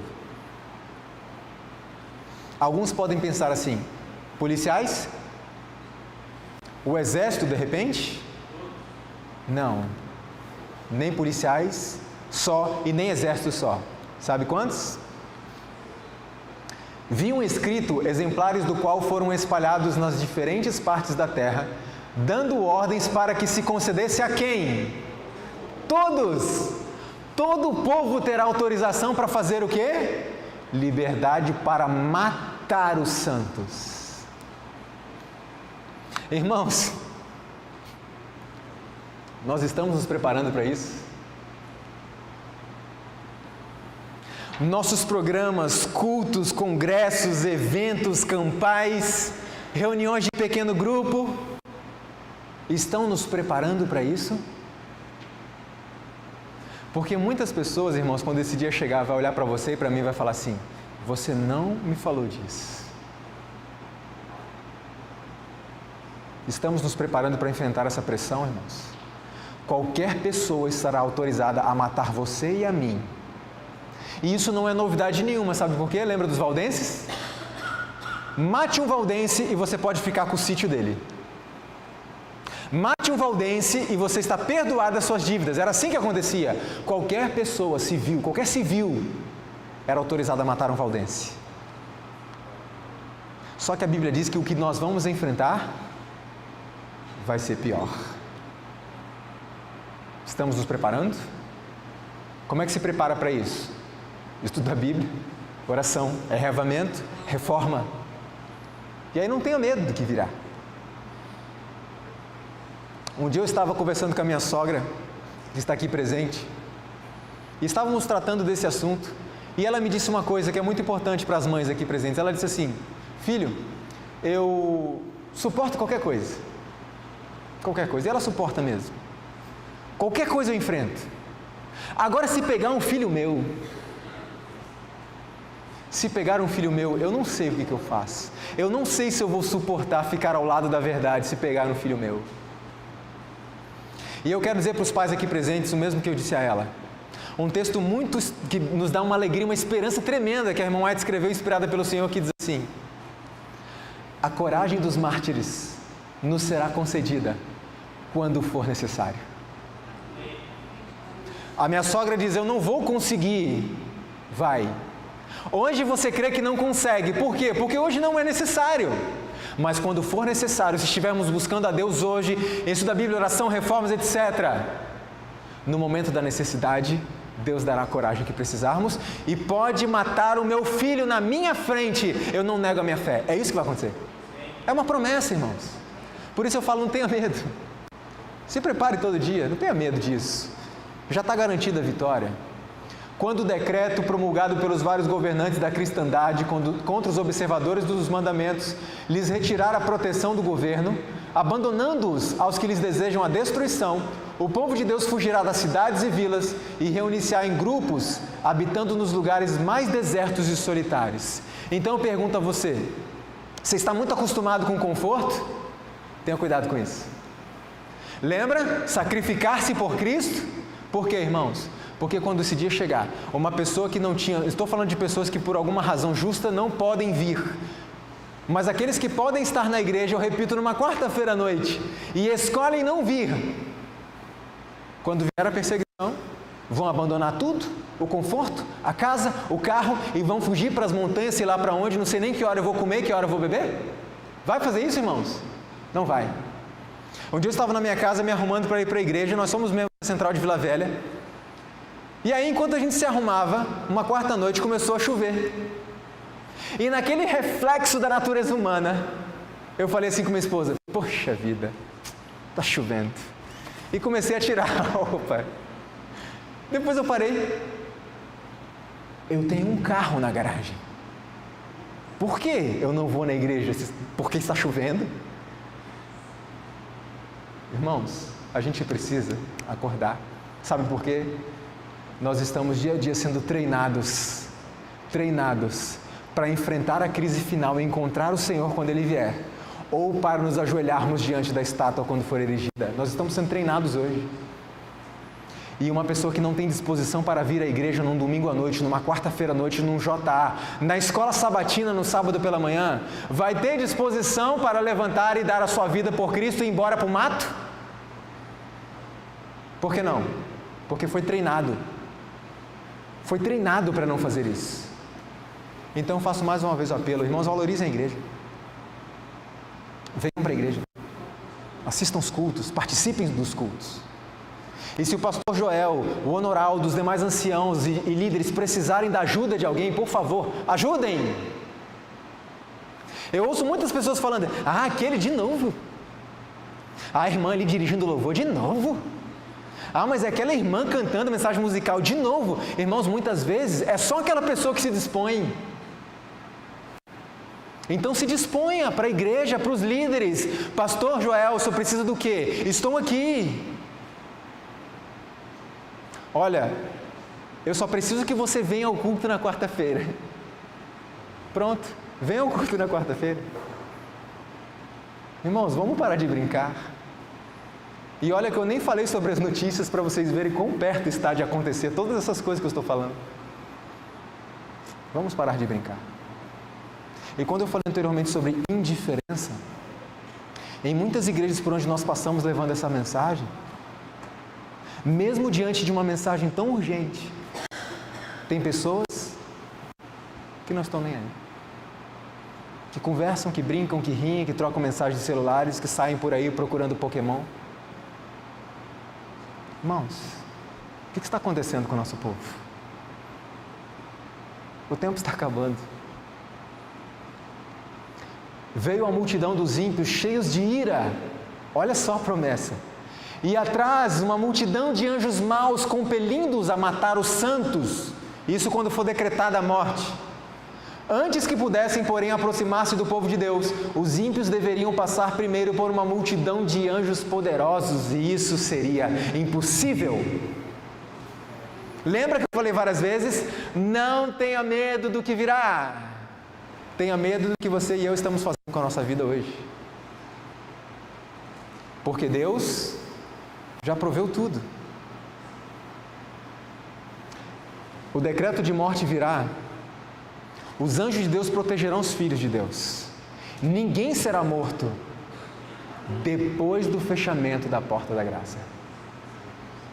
Antes disso, a irmã White deixa clara: muitos serão mártires ao permanecerem em defesa da verdade. Por que o martírio? Por que Deus permite que um santo, o filho dele, seja morto? Para testemunho. Irmãos, você pode pensar, mas não é injusto? Deus permite que o coitado morra para poder converter uma outra pessoa. Irmãos, injusto. Para um verdadeiro filho de Deus, alguém que ama profundamente ao Senhor, o viver é Cristo e o morrer é lucro. Para aqueles que amam a Cristo, morrer por Ele é a maior honraria que eles poderiam receber. E aí, se Cristo dissesse assim: Igreja de Jardim da Penha, eu preciso de pessoas para morrerem, para darem testemunho. Por que morte? Porque é a forma que nós temos, a forma mais intensa que temos de mostrar que levamos a nossa mensagem o quê? A sério, é morrer por ela. Eu preciso de pessoas aqui para morrer. Quantos levantariam a mão? O verdadeiro Filho de Deus, ele levanta a mão: Senhor, eu quero ter esse privilégio de morrer por Ti. E no céu, vai haver um grupo especial, que terá nas bordas das suas vestes o quê? Uma tarjazinha vermelha. Quem são esses? Os que morreram por Cristo. Que amor é esse, irmãos? Cristo vai honrá-los por toda a eternidade. Aí eu pergunto, alguém vai ficar com inveja deles? Não. Pessoas vão ficar felizes. A gente tem um pensamento muito humano. Quando o homem caiu, Cristo foi ter uma entrevista com o Pai. E por 3 vezes, está relatado na história da redenção, por 3 vezes Cristo foi conversar com o Pai. Não digo que Ele foi conversar para saber, e agora, o que nós vamos fazer? Não. Deus nunca é pego de surpresa. Eles foram ali tratar deste assunto. E os anjos do lado de fora assim, ansiosos. O que está acontecendo? O que eles vão fazer? Quando Cristo saiu pela terceira vez, Ele relatou aos anjos o que Ele faria. Eu vou descer à terra, vou viver uma vida assim, assim, assim, e vou morrer pelo ser humano, para que eles possam voltar. Quando eu li aquilo, eu já pensei assim, parei a leitura e pensei, com certeza os anjos ficaram indignados. Imagine, olha o que o homem fez e o Senhor, nosso Deus, nosso general, nosso Criador vai descer lá e vai morrer por eles? Irmão, você acha que foi isso que aconteceu? A morte diz que os anjos festejaram, se alegraram muito, porque foi, mesmo que o seu general tivesse que morrer, foi providenciado um meio para que você e eu fôssemos salvos. Sabe por que eles ficaram felizes? Porque os anjos nos amam muito. Mas é o teu líder que vai morrer, não importa, nós amamos vocês e queremos vocês de volta. E eu sei que o nosso líder vai morrer, mas ele vai ressuscitar. E você sabia que eles estão aqui agora ouvindo tudo que estamos falando? Estão sempre conosco. Irmãos, esse dia já está chegando. O dia em que a gente não precisa falar dos anjos e ficar imaginando, eles estão aqui realmente, mas a gente não consegue ver. O dia que nós poderemos conversar com eles, face a face. Só que antes disso também virá um tempo de angústia prévio. E ao início do tempo de angústia, fomos cheios do Espírito Santo ao sairmos para proclamar o quê? O sábado, mais amplamente, eu vi espada, fome, pestilência e grande confusão. Tribulações virão sobre a terra e as nações ficarão iradas, embora contidas para não impedir a obra do terceiro anjo. Ou seja, tempo de angústia prévio, já estamos nele. Depois do tempo de angústia prévio, virá a angústia de Jacó. Depois que a porta da graça fechou. O que é a angústia de Jacó?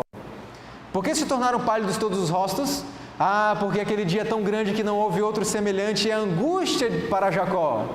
Mas o texto não acaba. O texto diz assim, ele, porém, será salvo dela. Então não tenha medo. Deus já providenciou tudo. Haverá um tempo de angústia qual nunca houve desde que houve nação. Até aquele tempo, ninguém nunca enfrentou o que vamos enfrentar. Porém, teu povo, mas naquele tempo livrar-se-á o teu povo, todo aquele que for achado, escrito no livro. Então, repito, não tenha medo. Apenas prepare-se. O que foi a angústia de Jacó? Olha o paralelo simples, irmãos. Jacó estava angustiado por quê? Ele queria paz de espírito. Jacó tinha cometido pecados terríveis e ele queria a certeza do perdão do Senhor. E o seu irmão estava vindo com o intuito de matá-lo. Olha o paralelo.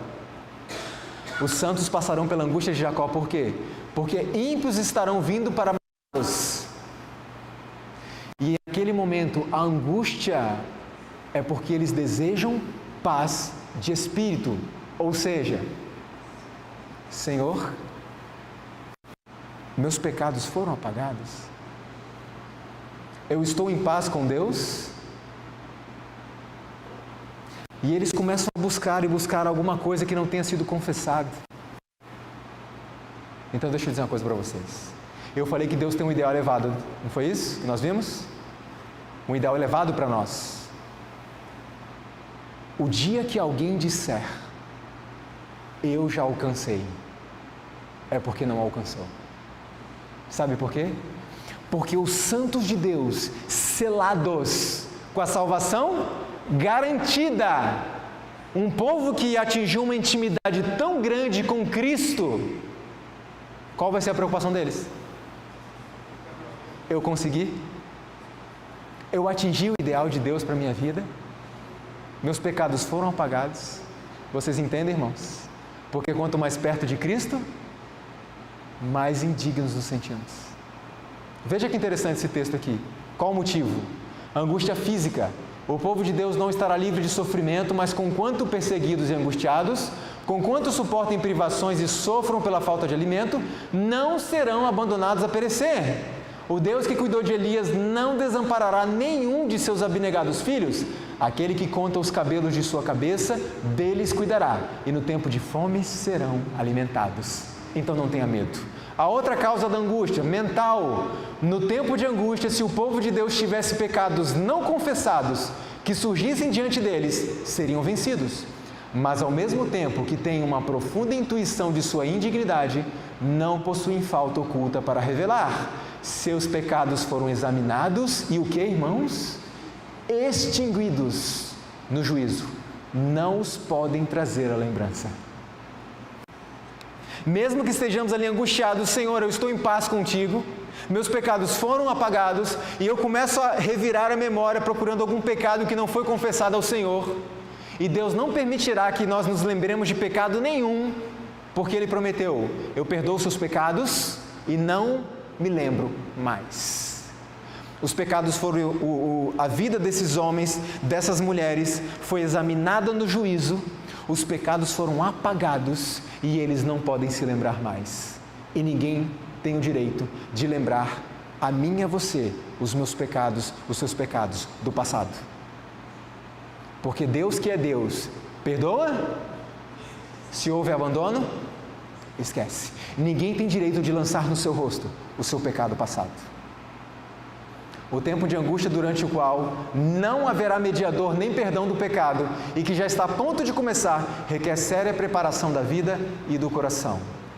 E aí, para nós encerrarmos, viram as 7 pragas. Eu não vou falar sobre as 7 pragas, mas o que é interessante para a gente compreender nas 7 pragas é o seguinte: quando o dilúvio foi derramado sobre a terra, a irmã White relata que Satanás temeu pela sua vida.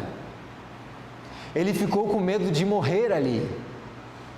Irmãos, por que Satanás, que é um ser sobrenatural, ficou com medo de morrer num dilúvio? Sabe por quê? Porque naquele momento ele teve a oportunidade de presenciar como nunca antes a ira de Deus contra o pecado.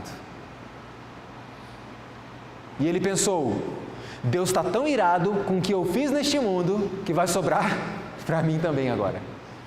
Não é contra o pecador, é contra o pecado. Agora eu pergunto, por que tantas pessoas morreram?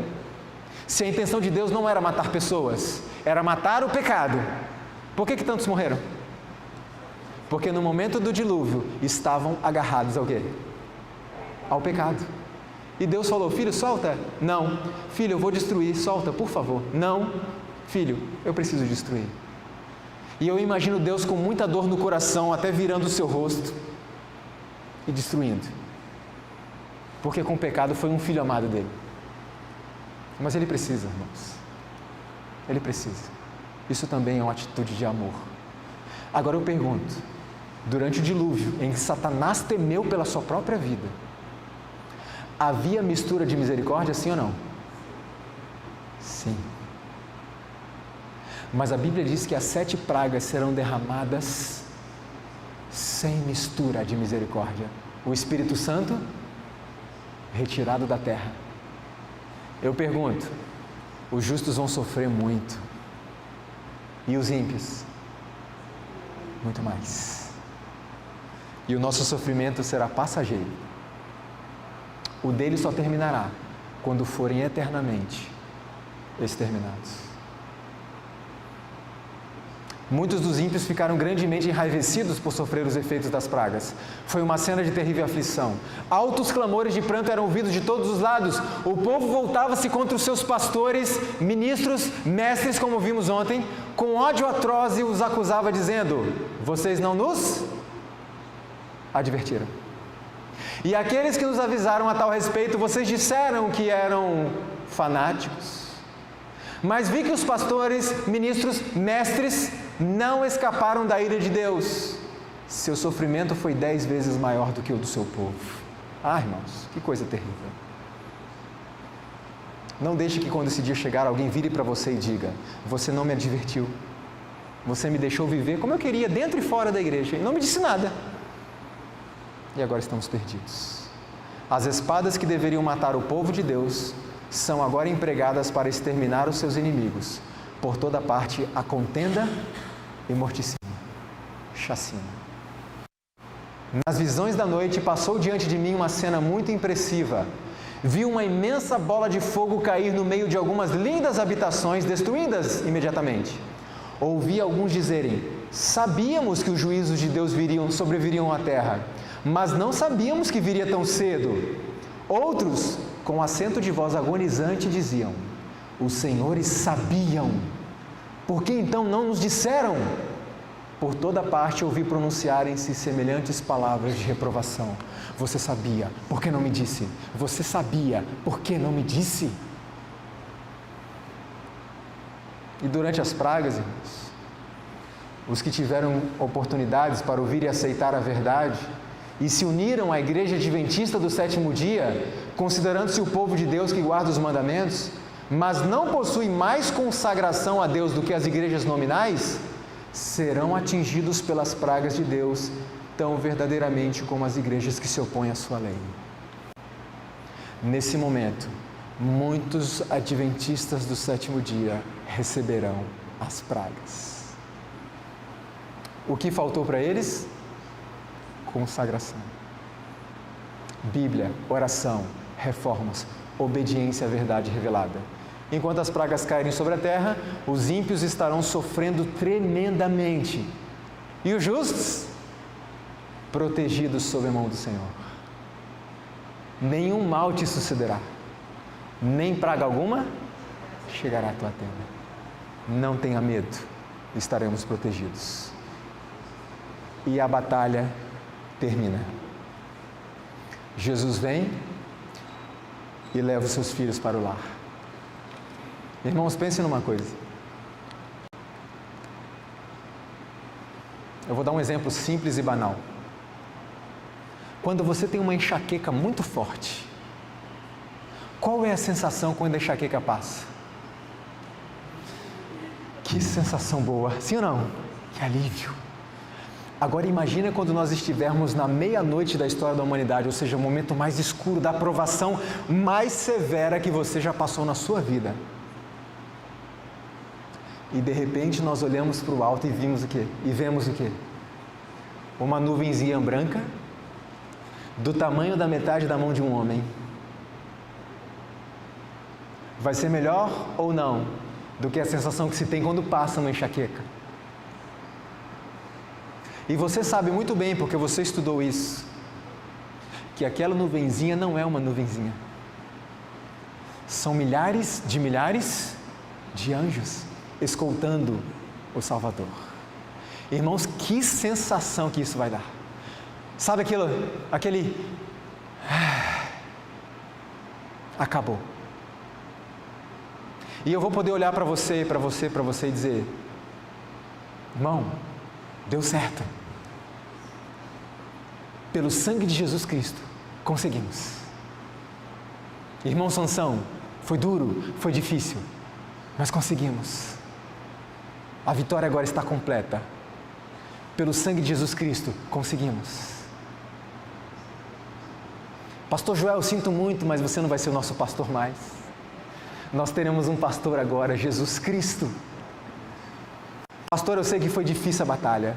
Eu sei que foi difícil conduzir congregações. Eu sei que foi difícil conduzir uma associação. Mas, pastor, deu certo. Deu certo. Acabou. O grande conflito terminou. Pecado e pecadores já não existem. E aí Cristo vem com os seus anjos. E vamos ascender com Ele aos céus. Irmãos, Cristo virá com todos os seus anjos. E preste atenção nisso, porque os anjos agora estão ouvindo atentamente o que eu vou falar e estão ansiosos aguardando a resposta de vocês, a resposta interior, na mente aqui.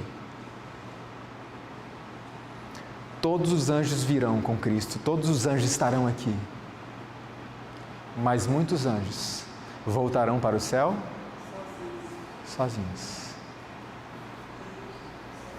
Anjos que foram comissionados pelo Senhor para passar anos neste mundo e poderiam estar lá no céu.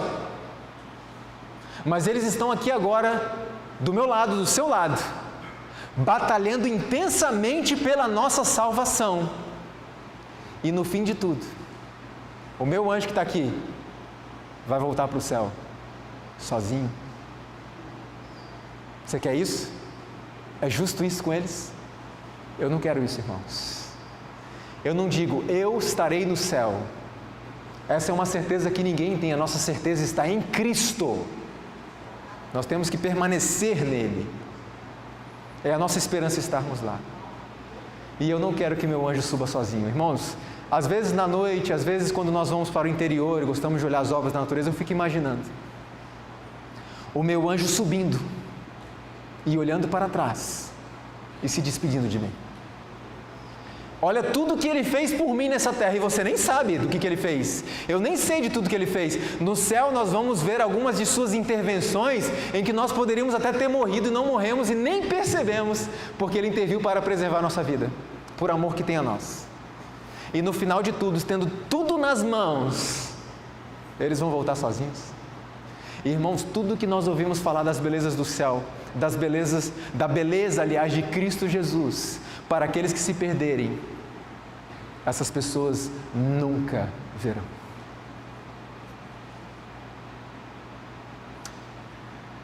A Bíblia diz que Deus enxugará dos olhos, mas eu pergunto, quando?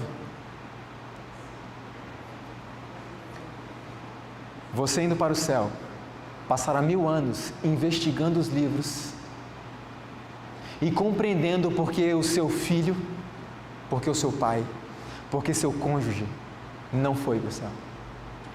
Eu pergunto, irmãos, isso vai nos entristecer ou não? Irmãos, isso vai nos entristecer profundamente, e principalmente porque neste momento nós estaremos vivendo um amor perfeito.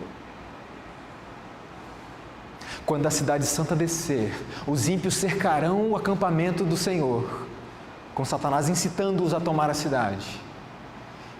Não sei como será a cena, mas às vezes eu imagino que pode ser que eu veja alguém que eu amo muito do lado de fora.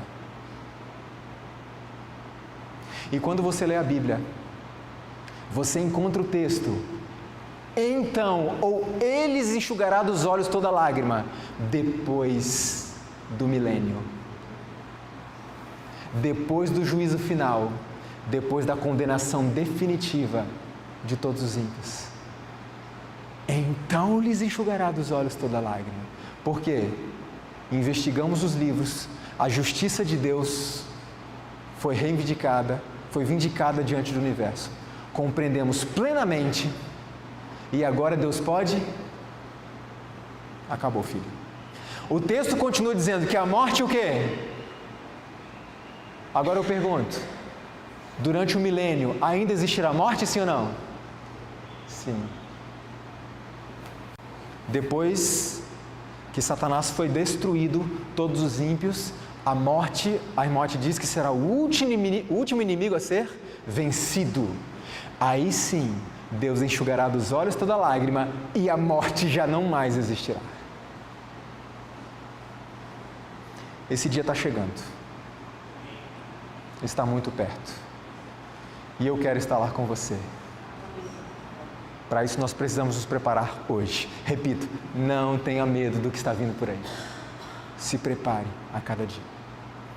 Que o Senhor nos abençoe.